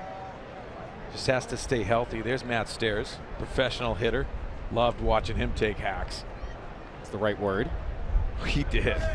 He could generate some bat speed. Nothing subtle about his swings. Yeah, I was reading a thing. It was the same advice he gave Altair as what he told Jason Worth some years ago, I guess when they were teammates here. It was just lower the hands, and that's what Jason Worth sort of credits his big sort of coming of age to offensively. He was a little bit of a journeyman, right? And then next thing you know, they're winning a World Series. He's in the middle of it. He signs the big contract with Washington after all of that, and a very seemingly simple mechanical adjustment. Yeah, you got to be willing to make that change as well. So important for you to do that, but also you have to have the mentality that you can go back to where you are. Don't be fearful, because a lot of people come into this big league experience with a lot of success in the minor leagues. They don't want to change. 1-2 is swung on and missed. Galvis gets away from Hedges, so he'll have to throw down to first base, and does. That's strikeout number 8 for Trevor Cahill. So now Altair on second with 2 down, and Franco coming up. Well, why I say that is you have to be willing to go out there and make adjustments. And Matt Stairs, knowing that it's important to make those adjustments, maybe keep those hands there. He's done it both to Altair and also Tommy Joseph, who has that same area where he's laid that bat on his shoulder. It's those adjustments that you have to be willing to do to further your career. Such an interesting thing, like you said. I can completely understand a guy saying, this is the way I've always done it. It got me here. I don't feel comfortable changing what got me here. Well, you think about it too, Jesse, and Anthony Rizzo comes to mind. When he was with the Padres, had a longer swing, wasn't really willing to make that change at that point, failed in Chicago, and then Dale Swain suggested, hey, lower your hands down, get closer to the plate, and you see him. He's an MVP candidate almost every single year. He's made the proper adjustments. Maturity level too, I guess, that you kind of have to have in order to attack that sort of thing. Franco attacked by that fastball, and a called strike from Cahill. 1-1. 84 pitches now for Trevor. He threw 85 on Tuesday in Cleveland in his return from the disabled list, so I think it's fair to expect perhaps a little bit more out of him, obviously depending upon how it goes. Got through 4 1/3 in his first start off the DL, and through 4 2/3 so far here today. Well, 3 of his 8 starts, he's gone over the 100 pitch mark.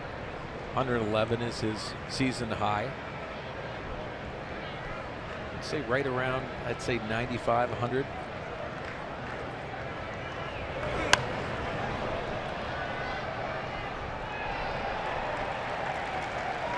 Nice job by the Phillies starter, Jared Eichhoff, keeping the Padres off the board through 5 innings, but they are into the Philadelphia bullpen now. And Padres on this trip have not seemed too bothered by being down by a couple of runs in the middle of the game. They've had some nice late rallies, and if they want to complete this sweep of the Phillies, as you see Jose Torres warming up, they're going to have to come from behind here today. Ball and 2 strikes to Franco. Nice stop by Hedges. That'll keep Altair at second base. Well, to me, that command has wavered just a little bit with Cahill, especially in this inning here. Even though he has the 2 strikeouts, I don't think he has that finish on the curveball.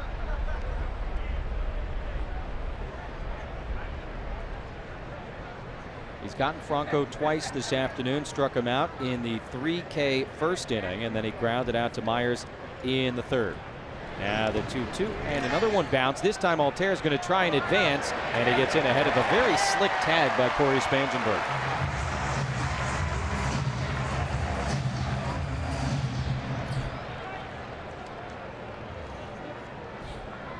I didn't even think that was going to be close, Sam, between Hedges' arm and Corey's tag. Kind of was.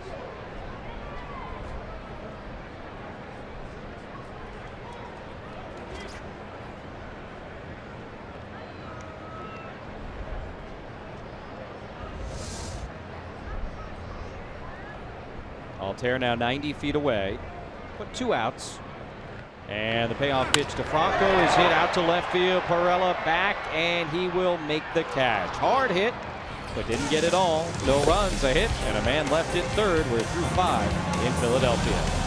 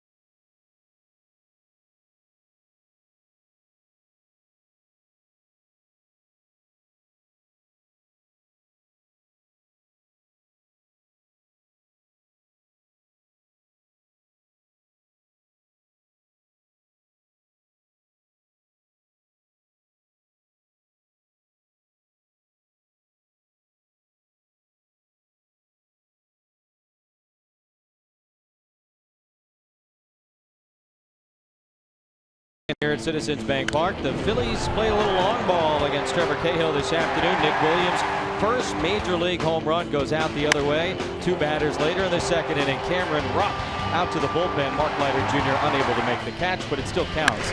And then a 2-run shot by Freddie Galvis in the third took the Philadelphia lead from 2-0 to 4-0. And that is the score through 5 innings. Trevor Cahill got some handshakes. Now a little bit of a post-mortem with Jhoulys Chacin. And perhaps Cahill's afternoon is done after the 5 innings today. We'll see in the bottom half of the 6th. Here in the top of the 6th, the Phillies are officially into their bullpen. Pitching change brought to you by El Cajon Ford. And for the second time in as many games and the 30th time this year, Luis Garcia comes on in relief. Now Garcia has that upwards to 100 miles an hour on his fastball, but it's very erratic. Austin Hedges struck out twice against Eichhoff, and he takes that 95-mile-per-hour heater for a called strike. No balls and 1 strike.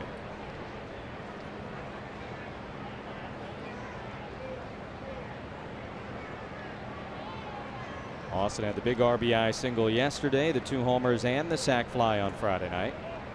Looking to perhaps kickstart a Padre comeback here in the 6th inning today. Chops that one over to third base. Franco charging in, and he makes the play. 1 out here in the top of the 6th. A nice play by the young third baseman. Why? Because he's on the pull side. He's playing deep, so he has to make this play on the move. Perfect position in that body position, but also watch the strong arm. Why a lot of people just think the world of this young third baseman. His struggles offensively has turned into some defensive struggles as well.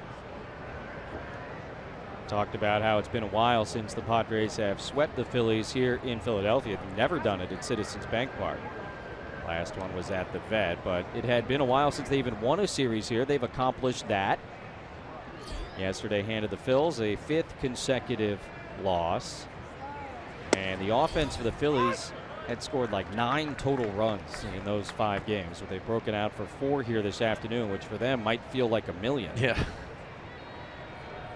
Padres had 1-run victories in each of the first 2 games of this series. Padres 12-10 in 1-run games this year. The Phils have really struggled. And the Phillies have already lost the same number of 1-run games this year than they did all of last season. That's perplexing. Obviously, Pete Mackanin, as you can see, will shake his head when he hears that stat. But it's a process for the Philadelphia Phillies. They have to get back to where they were before. And how they're going to get that done is relying on a lot of youth. That can be frustrating at times. Suaje watches that one skip in from Garcia. I think the challenge for that is that you're relying on some people that are coming in here, maybe as free agents, maybe signing and having them come in and try to be leaders of these young men. Sometimes that's very difficult. So you think about how long Jimmy Rollins was here. Well, that was his team. So it's easy to be a leader if you've been here for a while. Suaje swings and misses. He strikes out. First one for Garcia here in his first inning of work. So hard just to create that leader in the clubhouse, on the field, and it just doesn't happen. It takes some time. I think once you have that, it sets in perspective. Everyone knew when we were playing here that it was Tony Gwynn's team. So when you have those team meetings, he's the last word. I think that goes a long way. You got to try to create that. Freddie Galvis is one of those guys I think they rely on, but he's even trying to figure out how to be that leader. So it just doesn't come naturally sometimes. Ibar in the 9th inning yesterday against Garcia doubled with 2 outs. He gets another shot at him here today, and he goes after the first pitch, and nice catch by Franco at third base. Well struck the other way, but Maikel Franco, who made a nice play on a ground ball for the first out here in the 6th inning, makes a nice play on a line drive for the 3rd.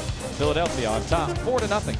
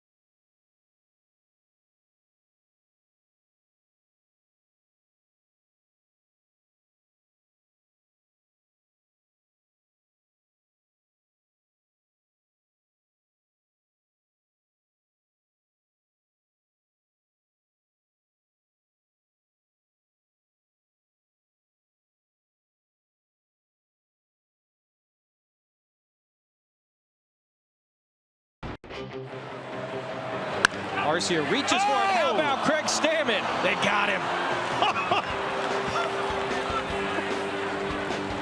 One of the most fun defensive plays of the first half of the season. Craig Stammen just totally nonchalanting that ball in Milwaukee, getting the out at the plate, and now he comes to work here in the bottom of the 6th inning in Philadelphia. I don't think people realize the type of athlete that Craig Stammen is. Obviously, I think a lot of people know that he loves golf, but he's very athletic and competitive.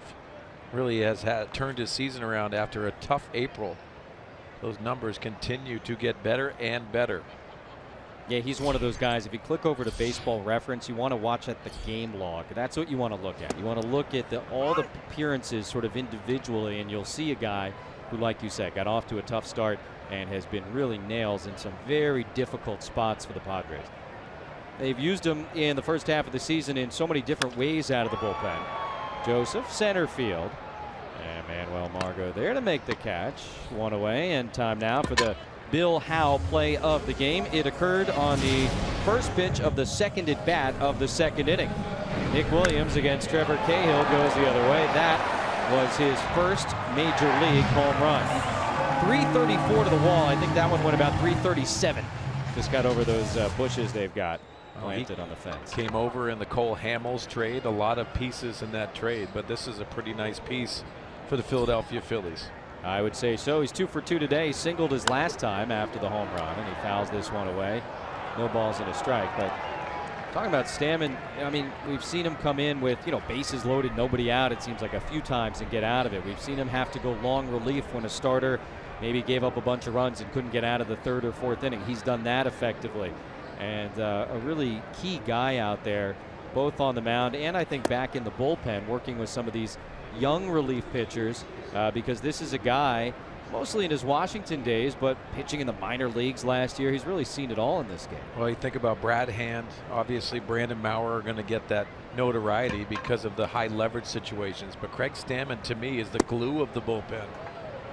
See, Kirby Yates has done some nice stuff. All of that bullpen is a strength of the club, but you've got to have a guy that will take the baseball in any situation, keep the team there when you're trying for comeback wins. Craig Stammen is that guy. He's ahead of Williams.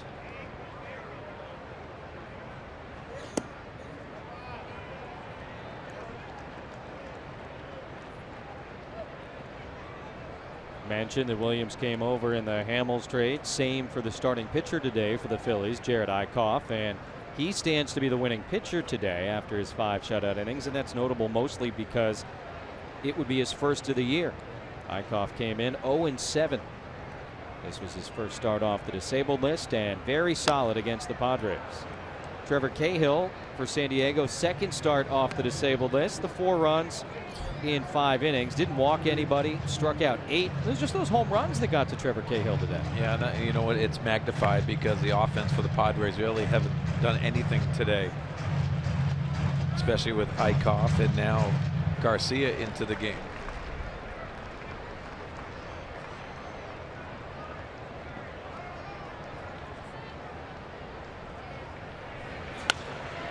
Another one in the air, this time left center. Perella and Margot are there. Perella makes the catch. So a couple of fly ball outs for Craig Stammen here in the bottom of the 6th inning.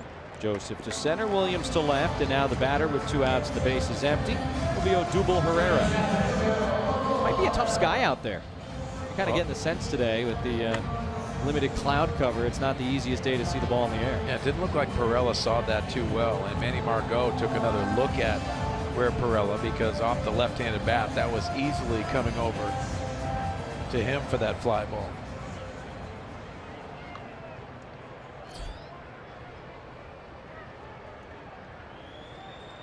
This is Craig Stammen's 2nd appearance of the road trip. He threw in the first game at Cleveland, as this one is hit out to right field, and that is going to be another Philadelphia home run. Odubel Herrera gets in on the act. Williams and Rupp in the 2nd, Galvis in the 3rd, and now Herrera, his 6th of the year, here in the 6th.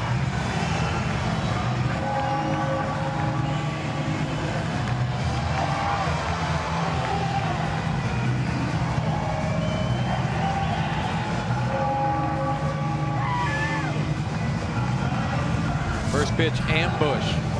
Why I say that, just trying to get that timing and rhythm.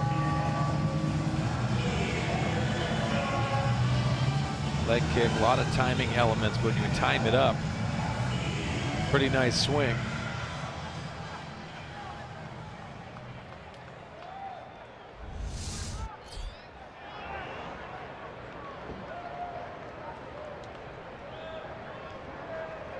Cameron Rupp has one of the 4 Philly home runs. He takes a fastball strike.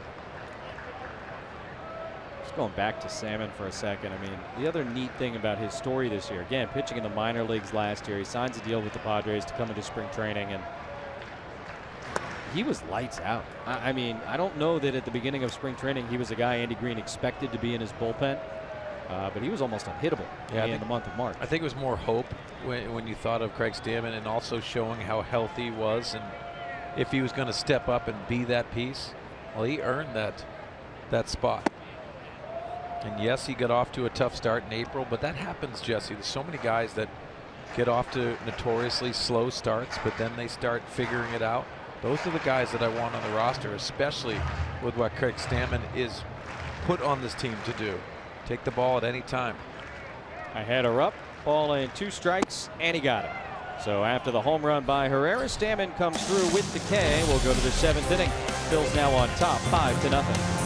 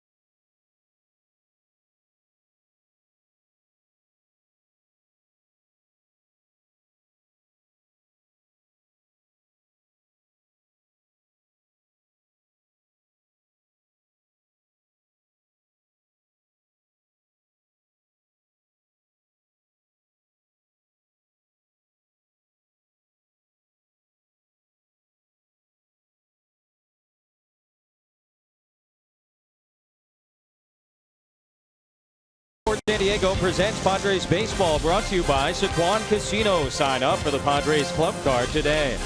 And by Jerome's Furniture, where Jerry's price is the lowest price every day. Philadelphia, Pennsylvania, the one and only trip that the Padres will make this season. And right there, one of the toughest guys I know. College friend of mine, Kevin Neary, lives in the area. Big Philly fan, big Eagle fan, and great to be texting with him these last couple of days. Didn't get the opportunity to say hi, but a guy who has shown some extreme bravery and toughness these last few years. Great to see you, Kevin. He was watching yesterday on the Philly telecast when the Fanatic was in here harassing us, and he was certainly enjoying that as Pat Neshek, the all-star for the Phils, comes on to pitch here in the 7th inning. A 2-time All-Star, got his All-Star jersey presented to him before the game today. Funky delivery, and loves his slider. A former Padre on for the 38th time this year, and yeah, funky's the right word as he misses to Matt Caesar. 1 ball and no strikes. Caesar 0 for 2 with a foul out and a strikeout. And have fun. Who was the goofiest looking pitcher you ever faced? And I don't mean like his face, but you know, delivery wise. Wow. I mean, there's a lot of them. I would say Mike Myers comes to mind, the lefty that. Neshek unable to field that one, charging in Galvis, bare hand. Did he get him? No. Caesar beats it out for an infield single. What was particularly tough on you, I guess? Maybe that's a better question as a left-hander. A lot was tough on me. But those side armors that would change their delivery. Obviously, you see Neshek that has that awkward delivery when it comes down to it, because you're so used to that release point, and they start scraping their knuckles. It doesn't feel very comfortable. I would want no part of that. Yeah, it's not. It wasn't fun. That's the reason why I have makeup on right now. Do people know that? Or is that a secret? I don't know. Now they do. Well, yeah, you've exposed us. Just a couple of guys wearing makeup, 90-degree weather in Philadelphia at a baseball game. That's what we do. Pinch hitter going to be Alan Cordoba. And on, nobody out for the Padres here. Into the bullpen. Cordoba's another guy, as we sort of, think back and reflect on the first half of the season. Very nice story for a guy just getting his feet wet at this level. Well, made a spectacular catch yesterday in the 9th inning. Defensively, he surprised me in the outfield.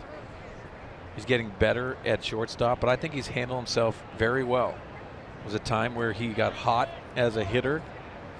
I thought what he did really well was handled velocity, especially at the top of the strike zone. So he's done some nice things. The big thing now is moving forward. If he gets tired, he's never played in so many of these games. Yeah. So you're asking a lot, but I think he's handled himself very well. Last year, he played 50 games at Johnson City. Rookie ball for the Cardinals. Tells you pretty much everything you need to know, I think. And to your point, it is a grind unlike anything else. And I mean, this is his 67th game of the year already. So he's well above what he did all of last season. You know what, Jesse? More of it is the mental grind. I don't think people understand how hard that is to ask. Because when you're sitting in single A, there are days that you're going to take off mentally, and you're not prepared for that. Big league level, it's about wins and losses. Reaches there and strikes out. For more on these Rule 5 guys, and of course the Padres have 3 of them on their roster this year. Let's go downstairs to Bob. Jesse, Andy was really raving about the job that his Rule 5 guys have done so far this year. You're talking about Cordoba. He was very, very impressed with the confidence that he's shown and the defense that he's shown. Remember those 2 great catches that he made in last night's ball game out in the outfield. He's held his own at shortstop as well. And so I think he's very happy with what's gone on. And of course, he's going to have to make the adjustments here at the big leagues as they have learned him and have more of a scouting report on him. Same thing for Torrens. He's very happy with the progress that he's made, and Diaz as well. They're hoping that he gets healthy. Franco with just enough room right there in front of Bob to make that catch as Myers fouls out for the second out here in the 7th. And that comment Andy made the other day I thought was so telling about the Padres sort of strategy and approach when it comes to the Rule 5 draft, which was that, for most teams, they're looking at the guy who's closest to being big league ready in that moment when they select him in the Rule 5 draft. Padres, just because they're, at the beginning of this big rebuild, they could go for a high ceiling without worrying about how ready maybe Luis Torrens is to catch major league pitching, and just sort of let him work on that sort of stuff here. Yeah, I think a lot of it, and Torrens has really impressed me, and I agree with where Andy's assessment is of how he's handled it, because I think he's executed game plans better. He's handled himself behind the plate better, but also offensively. I think his at-bats are much better. So you're asking a lot. You're asking a catcher to play very sporadically and being able to fill in for Austin Hedges. He's handled himself very nicely, in my opinion. Torrens is like almost the veteran of that group because, part of last year he was at Single A Charleston. Yeah, so he has way more experience. It's a challenge, and obviously there's challenges where you are trying to fit in as well on a roster that going into the locker room, being able to handle yourself professionally, but also there's guys that say, well, why are these guys getting a chance? Rule 5, and they have to be in the big league level, and I can be optioned down at any moment. Talked about it the other night too, but doing it at that position even more difficult. Having to handle the pitchers and have that whole aspect of it. It's not just about settling in at the major league level for Luis Torrens.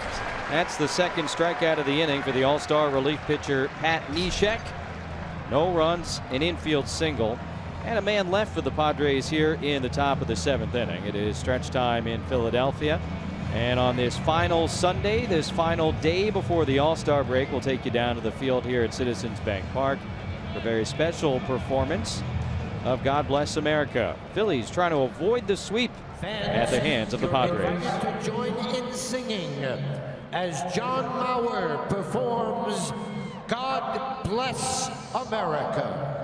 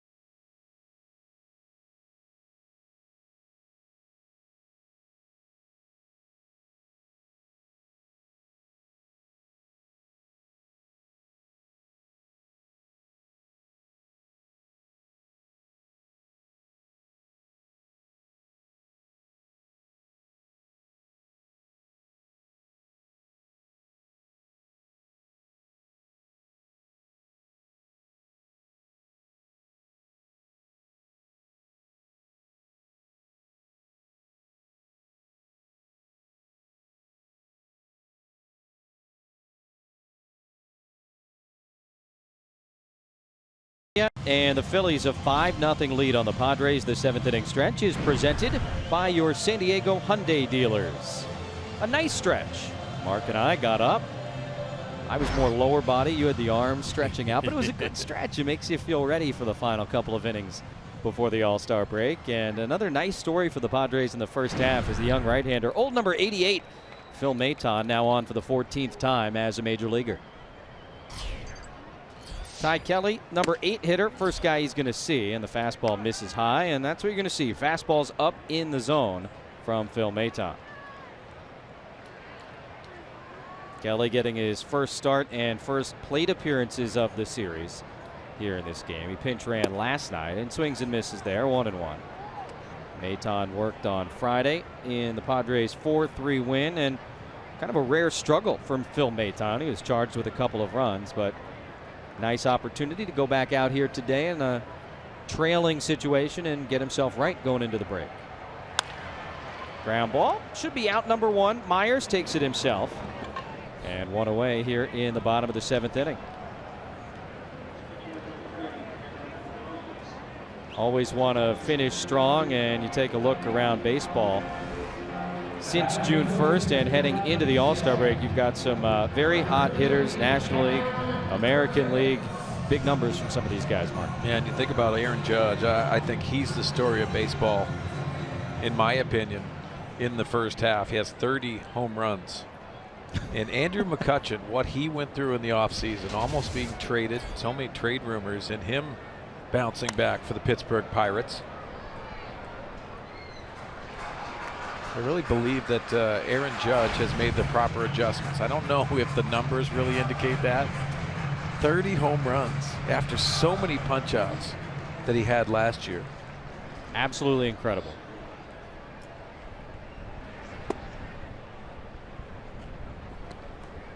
It's one of those scenarios that you're looking at, and if he can sustain this in the second half, which I think is going to be more of a struggle than the first half. I'm thinking just sustaining it is very difficult in his first full year.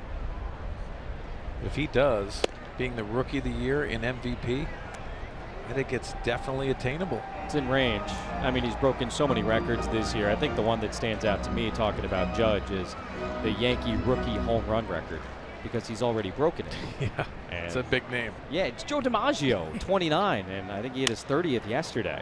Perkins, the pinch hitter, grounds it to Spangenberg. Corey makes that play routinely, and a couple ground ball outs for Phil Maton here in the bottom half of inning number 7. This copyrighted telecast is presented by the authority of the San Diego Padres. It may not be reproduced or retransmitted in any form, and the accounts and descriptions of this game may not be disseminated without the express written consent of the San Diego Padres. Here's my man. He's got his throwback jersey on to match the team. Big fan. I'm still picking green fur out of my teeth. Yeah, he got in there, didn't he? Yeah, he got in. He got very in. Much too in. He didn't like it. Strike one to Altair. I mean, he's not the cleanest thing in this ballpark, right? Do you have the fanatic phobia? I don't want to say I have a phobia, but you know, I like to stay away from germs best I can. I'm big on the hand sanitizer. I wanted to hug him. I loved it. He didn't smell so great, and then stuck the, is it a snout? Is that what you call that, a snout on the front? Sure. He stuck the snout right up on my face. And yeah, I mean, by the time you get into these summer months, he's not so fresh. Pretty good chance that there is sweating involved when you're in that all game. And it's not like he's casually moving around. No, he's nonstop. We've seen him dancing, seen him make fun of Carlos Asuaje. Honestly, it's really, really funny. Just trying to get the fans going behind that dugout. He just flashed Phil Maton as first base coach. Mickey Morandini handles this one.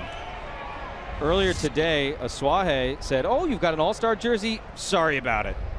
Threw it away. That was the Fanatics All-Star jersey, and the Fanatic was very upset. Yesterday, the Fanatic was mocking Asuaje's height, and today, Carlos got a little bit of revenge on him. You got to give it back to him, for sure.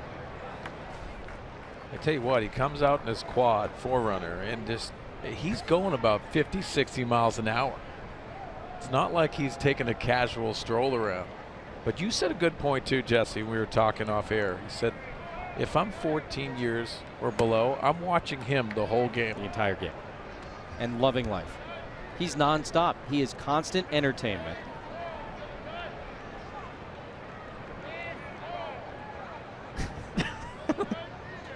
Putting the hex on Phil Maton. There's that snout that was in your grill. Yeah, very much in my grill. Very much in my grill. I think you have a fanatic phobia. Maybe I do. Maybe I do. I just didn't like being kissed by him on the mouth. He did have a nice funk, but I tell you what, I enjoyed it. And I know my 5-year-old Gavin's going to enjoy his gift when I come back. That's deep to left field. That's another Philadelphia home run.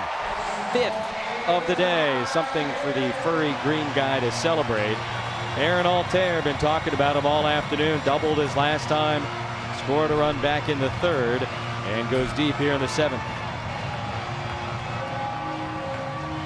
He's put on a show all day long and showing that 5 tool. I think a lot of people are talking about around Philadelphia. Didn't get the start last night, but gets the start today, and he led off for the first time this year.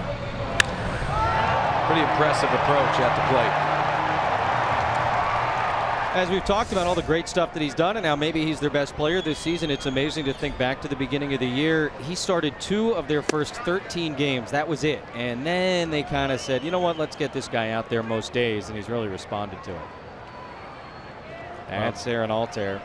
This is Freddie Galvis. You look at his approach and what he's done. Maybe he's made some adjustments. Maybe he's bought into Matt Stairs' approach that he's asked him to do.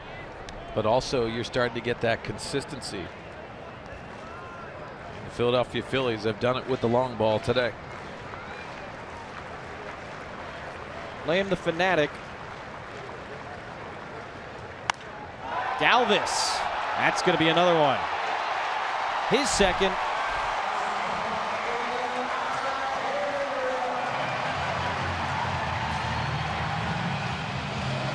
Two-run shot in the third for Galvis. And now a season-high 6 home runs for the Phillies this afternoon. Blame it on the green guy.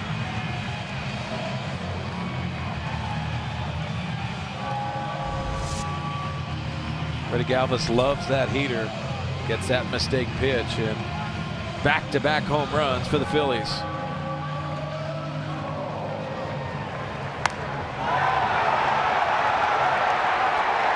Second time this month. Opposition has gone back-to-back against the Padres. Seager and Turner did it on July 1st against Dylan Overton as Maton comes way up and into Franco. That'll make things interesting, especially after the last 2 balls left the building. It's not a change. The Padres have pitched in to Franco the whole series.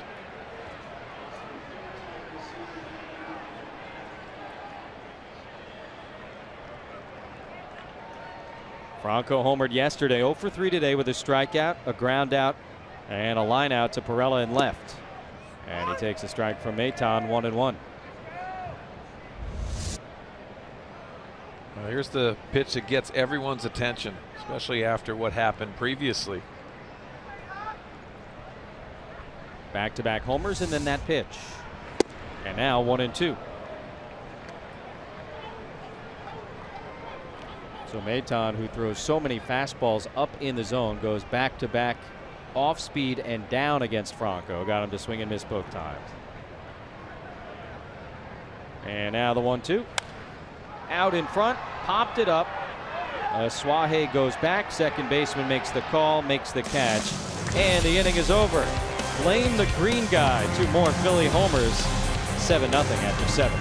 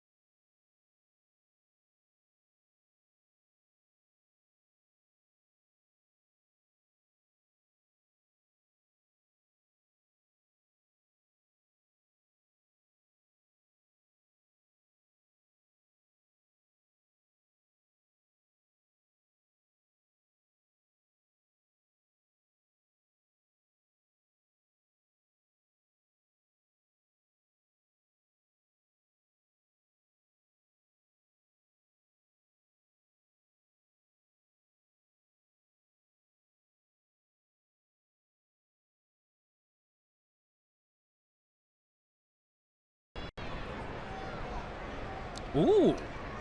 biggest story in baseball, nothing to do with Aaron Judge.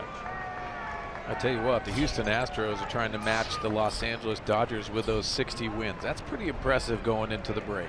I wonder the last time you had 2 60-win teams at the All-Star break was. Maybe that's what they're talking about. I actually have no idea. Here's old friend Joaquin Benoit.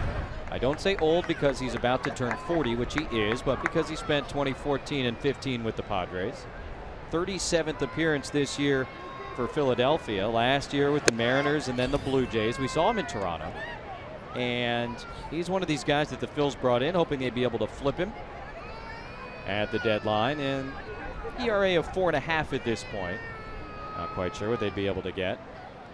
Perella at the plate, 0 for 3, couple of strikeouts. And now 1 ball and 2 strikes from Joaquin, who got roughed up in his last outing against the Pirates this week. 3 runs on 4 hits and got only 2 outs. Perella's hit in the series, the big home run on Friday night. Phil's comfortably ahead here in the 8th inning this afternoon after the Pods took the first 2 games of this series. This is when he really loves throwing that changeup.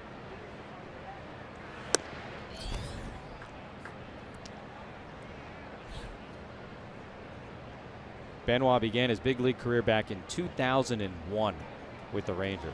23 years old. He was a starter. He's got the good stuff.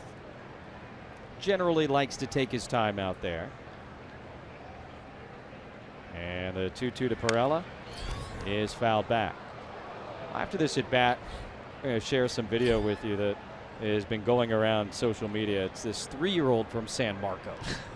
And he is the greatest thing I've ever seen. Can I just say that? Is that sure hyperbole? You just did. He's the greatest thing I've ever seen. This 3-year-old from San Marcos. He knows all the Padres by number. And his mom took this great YouTube video of just her basically quizzing him as to, you know, okay, number 10, who's that? And you'll see the video in a moment. And we'll play a clip of it for you. But you got to go to YouTube later and check out this 3-year-old because it is very, very impressive.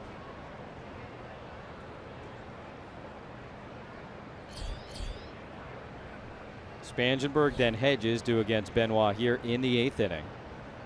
Jared Eichhoff started for Philadelphia. Garcia, Neshek, now Benoit in relief.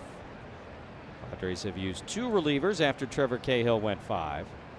And the 3-2 to Perella is hard hit through the left side for a base hit. All right, here's 3-year-old Cameron from San Marcos.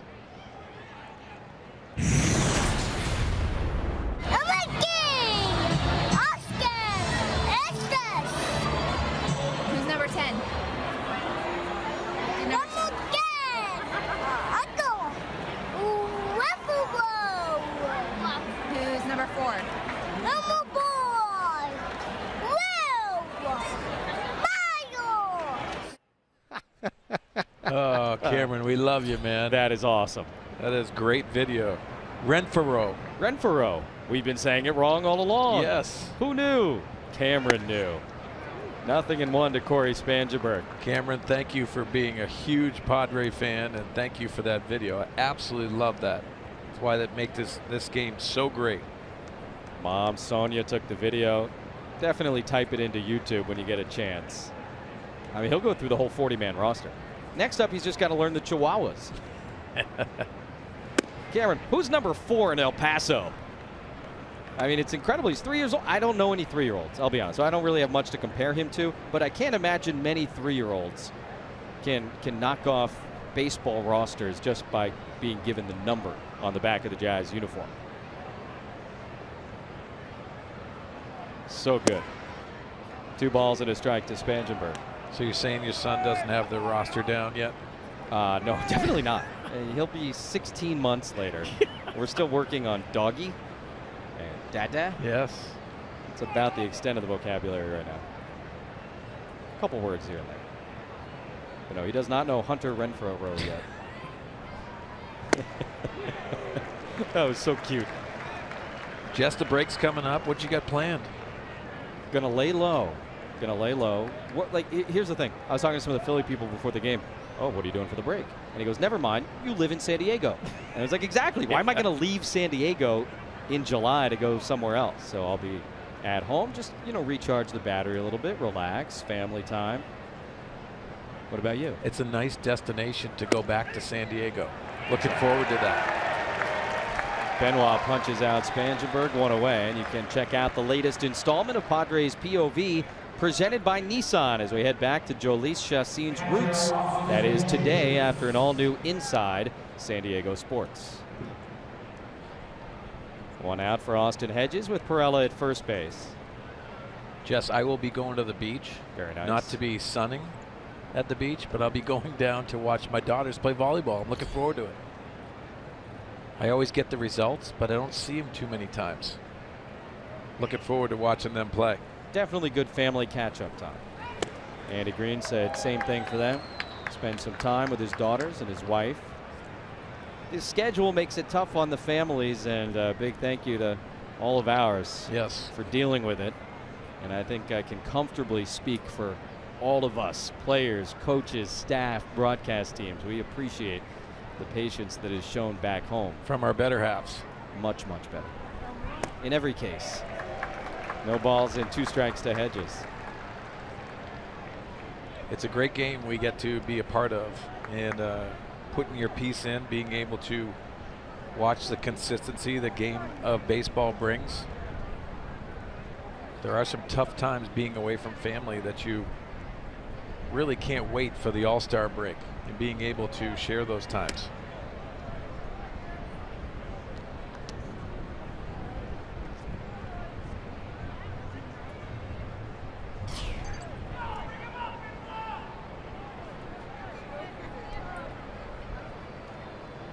And it usually happens, Jess, that you're gone for a couple days and you're like, I can't wait to get back for the Giants series. Oh yeah, no, I don't like going several days without baseball. Makes me very uncomfortable. Hedges fouls that one out of the way, and it'll be a lot of fun. You know, I mean, the Giants obviously last place, really struggling, but it sounds not necessarily likely, but very possible that Madison Bumgarner will return from the disabled list at some point in those 3 games. And you have to remember, last year at the All-Star break, the Giants had the best record in baseball.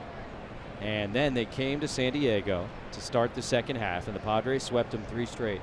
And it has been brutal ever since for the Giants.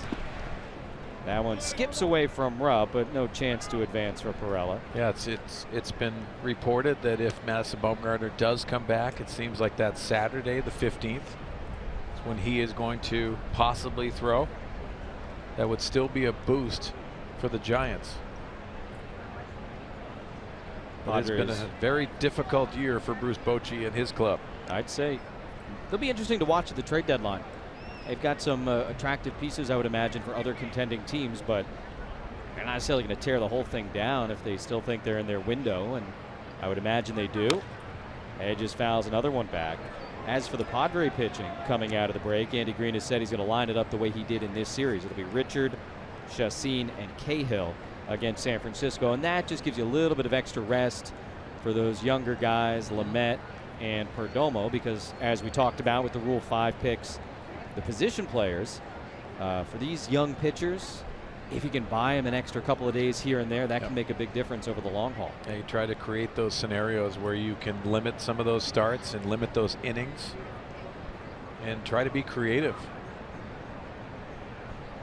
2-2 to Hedges, and Benoit eventually wins the battle. So Pirela started the inning off with a single about 20 minutes ago, and then back-to-back strikeouts of Spangenberg and Hedges. And in the National League West at the top, Dodgers, like you said, 60 wins. They are on pace to win more games than any National League team has since the 1909 Pirates. And they've just been unbelievable in the last month. Well, to me, Jesse, I think the Dodgers are the best team in the National League right now. Consistency, the way their bullpen is played, but also the Diamondbacks, really good story. Torey Lovullo, his first year as a manager, changed that culture. And Buddy Black doing a nice job for the Rockies, even though they've had a little bit of a slide. I was talking to somebody with the Dodgers when they were at Petco a couple of weeks ago, and he referred to the regular season at this point for them as an appetizer. Yeah. They've been there. They've done that. They've won the division year in, year out. It's all or nothing for them at this point. You know, I mean, they've got to win a couple of playoff series. They got to win the pennant. They got to get to the World Series in their minds, because they keep coming up short in the postseason. That's what makes it so interesting, what's going to happen at the trade deadline. And I don't think that this deadline is going to be interesting because there's still a lot of teams that are involved with the wild card. That changes the aspect of it, but also teams that are struggling, even like the Giants. You wonder if they'll even try to improve their roster, much like they do in the offseason. Just trying to be creative. You always hear that phrase, you know, with the arbitration years, the controllable players. If that's going to come into play, it comes down to the trading deadline. That's sort of the next benchmark on the baseball calendar, the All-Star break, the All-Star game, and then at the end of July, the trade deadline. Benoit misses way outside to Asuaje, 3 balls and a strike.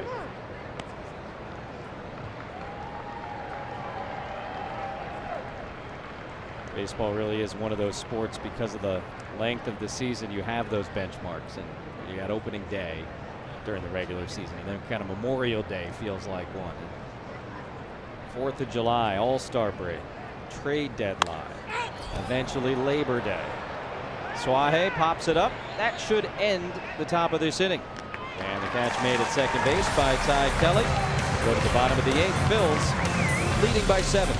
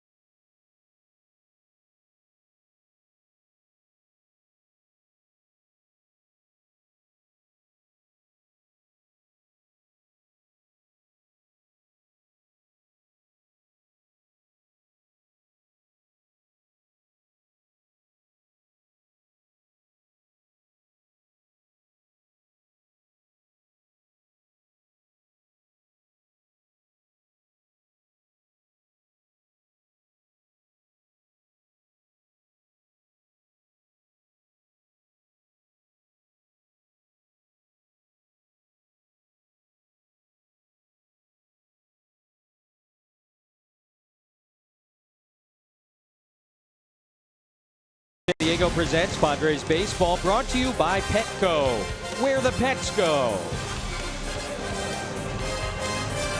Final game of the first half of the season, and the Phillies lead the Pods 7-0 as we go to the bottom half, inning number 8 with Mark Sweeney, Bob Scanlon, our entire Fox Sports San Diego crew.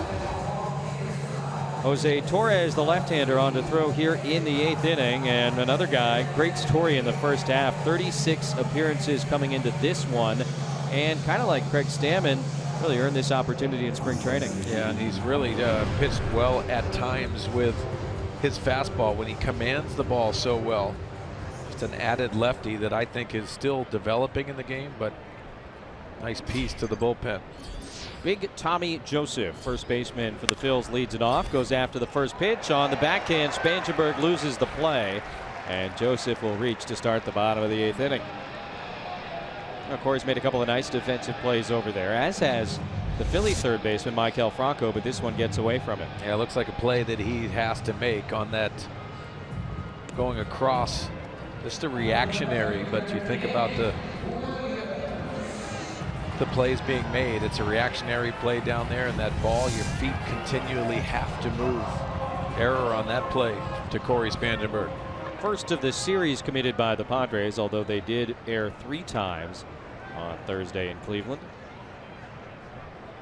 So Joseph at first base for Nick Williams, hit his first major league home run back in the 2nd inning. Since then, a single and a flyout. Lefty-lefty matchup here. And Torres misses low with a fastball.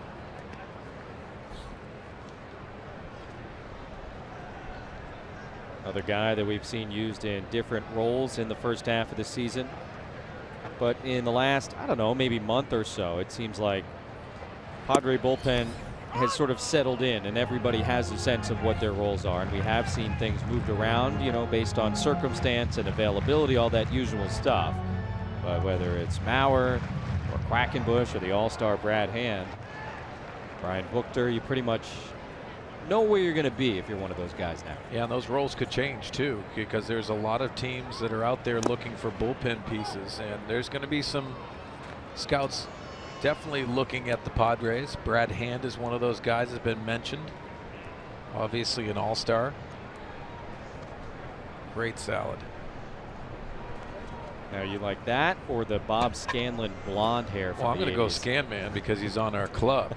But, you know, when you're an all-star and you're working your salad out there. I don't recall Brad having hair that long last year. Maybe that's the power of the pitching for him this season. I've never been, so being an all-star, you can do anything you want. Just playing around with it. Maybe there's some product in there during the game. It was neat today, Red, that the all-star jersey showed up. The BP jersey is Torres flips a double play ball behind him. Nicely done on the Padre infield. And Brad's got a young daughter.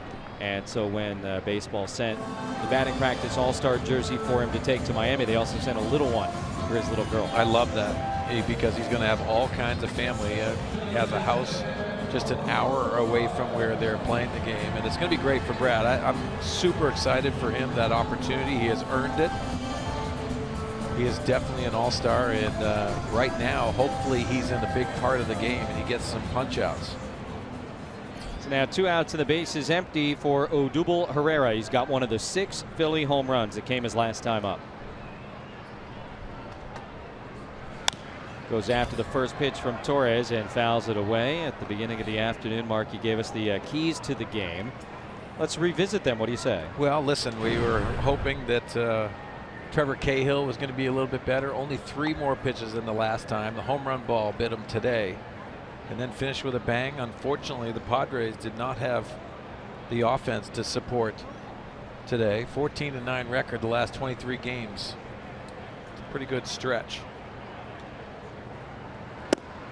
Called strike, and now no balls and 2 strikes to Herrera. You look at it, Jesse, all the time. If you can play 500 baseball on the road, that's considered a very good road trip. Well, the Padres winning 2 series on this road trip to finish this first half. That's a good sign. I think Andy Green has to be very pleased with that. If the score holds, it'll be a 4-win, 2-loss trip.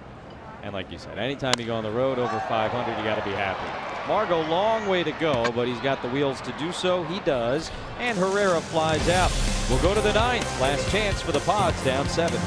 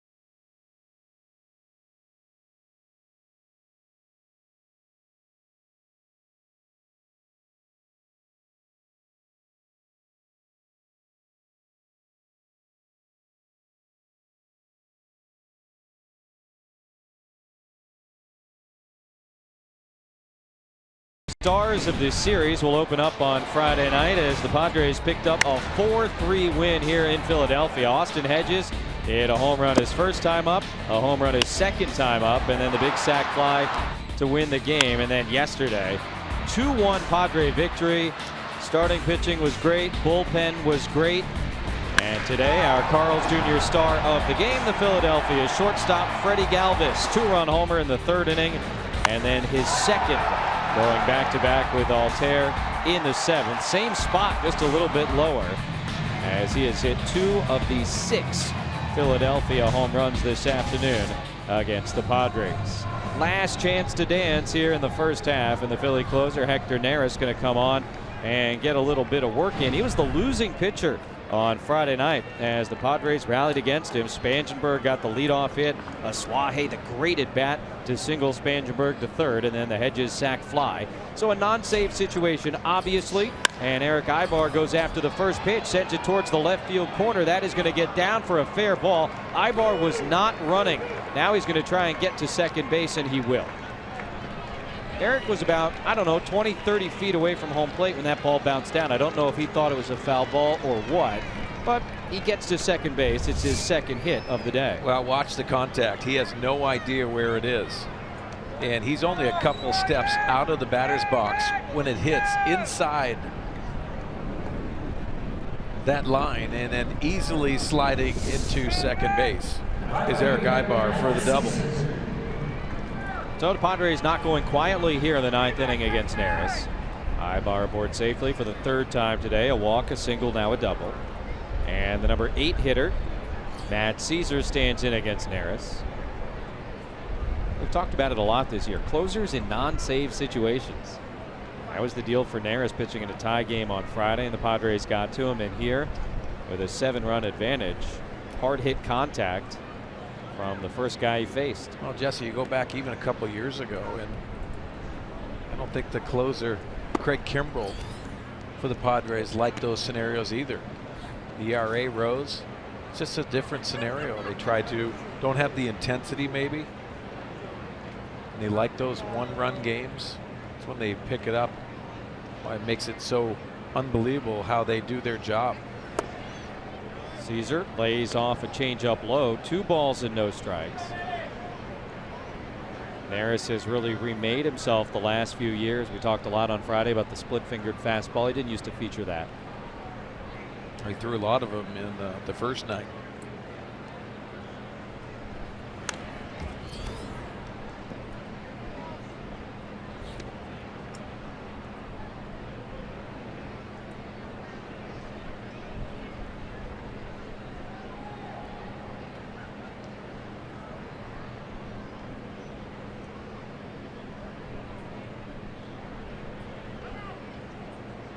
Time asked for and granted at the plate.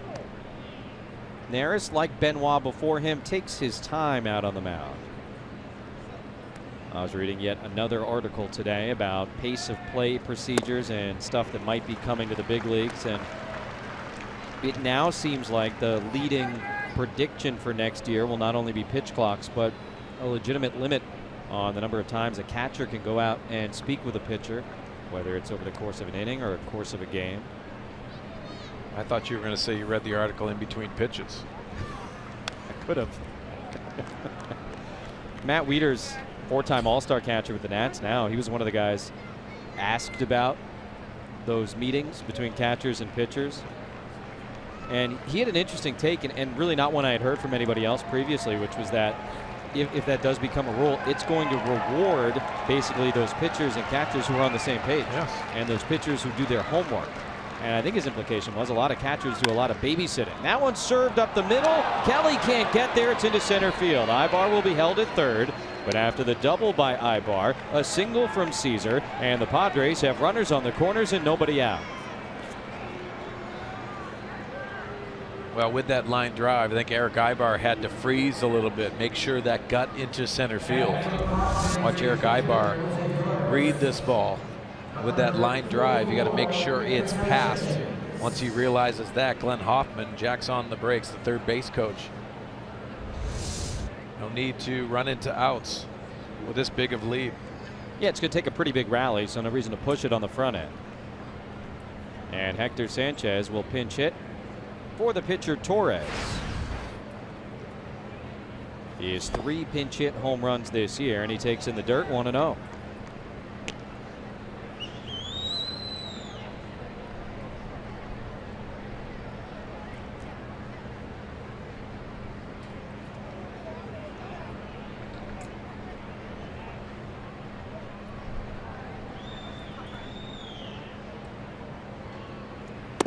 The single by Caesar was the 9th Padre hit of the day. That's the same number that the Phillies have. The obvious difference in the game would be 6 of the 9 Philly hits have gone over the fence.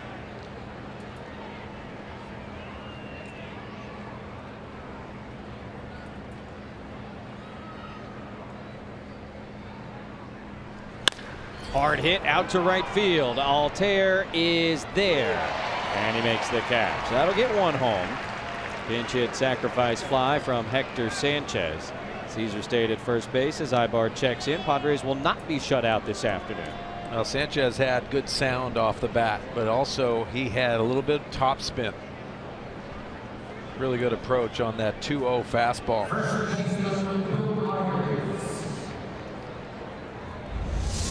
You can see him just trying to set back and get loaded early. How about the sound off the bat?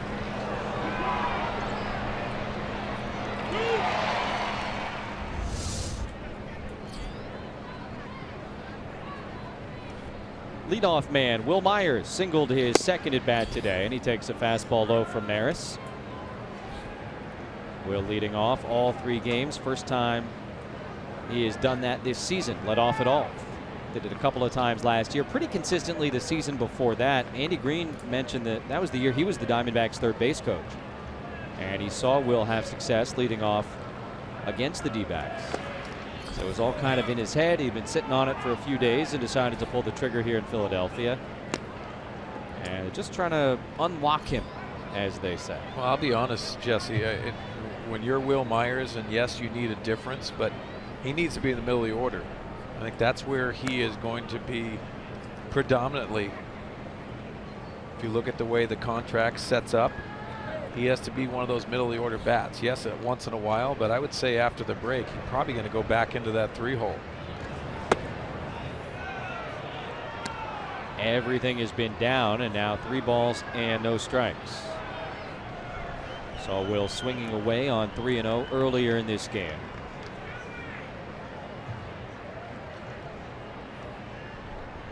Neris nibbling sure to a dangerous hitter, but with a 6-run lead in the 9th. Taking this time in a called strike.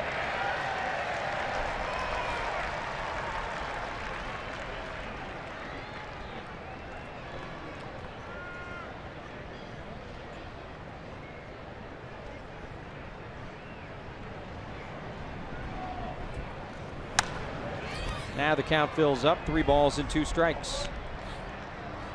A couple of hours after this game ends, Padres and Phillies rosters will disperse. Some guys will go home, some guys will hang in town, some guys will go for a quick vacation. A couple of guys, of course, will go down to Miami for the All-Star game, Brad Hand and Pat Neshek.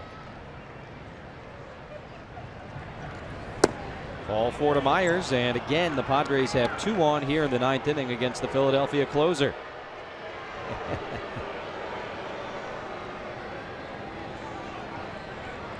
Pitching coach Bob McClure goes out to have a conversation with his closer.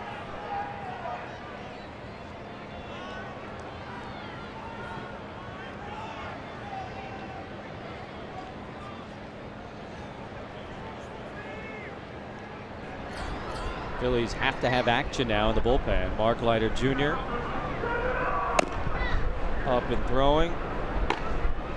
Ricardo Pinto doing the same. And if you're Pete Mackanin or McClure, last thing you want to do is have to bring another guy in this situation. But Neris obviously struggling, and already with just the 1 out has thrown 16 pitches. Well, it doesn't look comfortable. You don't want free passes in this scenario. Obviously the Padres understand that they have to grind out at bats.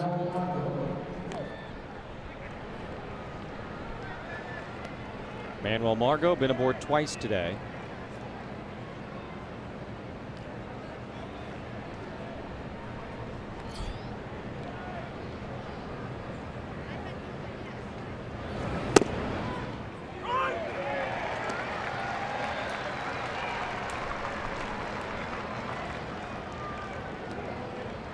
In case you were wondering, I'll take 8. 8 would be great. 8 would be great. 9, sure, a little bit more cushion. That was a movie line, by the way. 8 would be great. Don't know what the movie was. We need Mark Grant for that. Only if the movie came out between 1973 and 1983.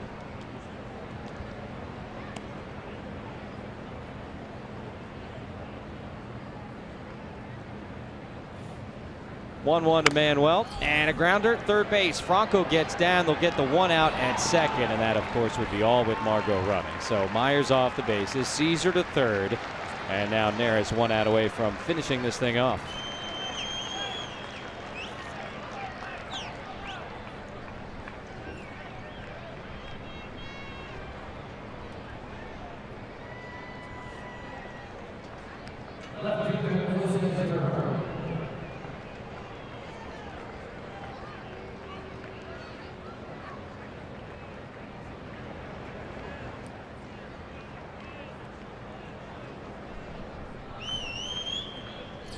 Perella with a single as last time, swings and misses here as Margot takes second base.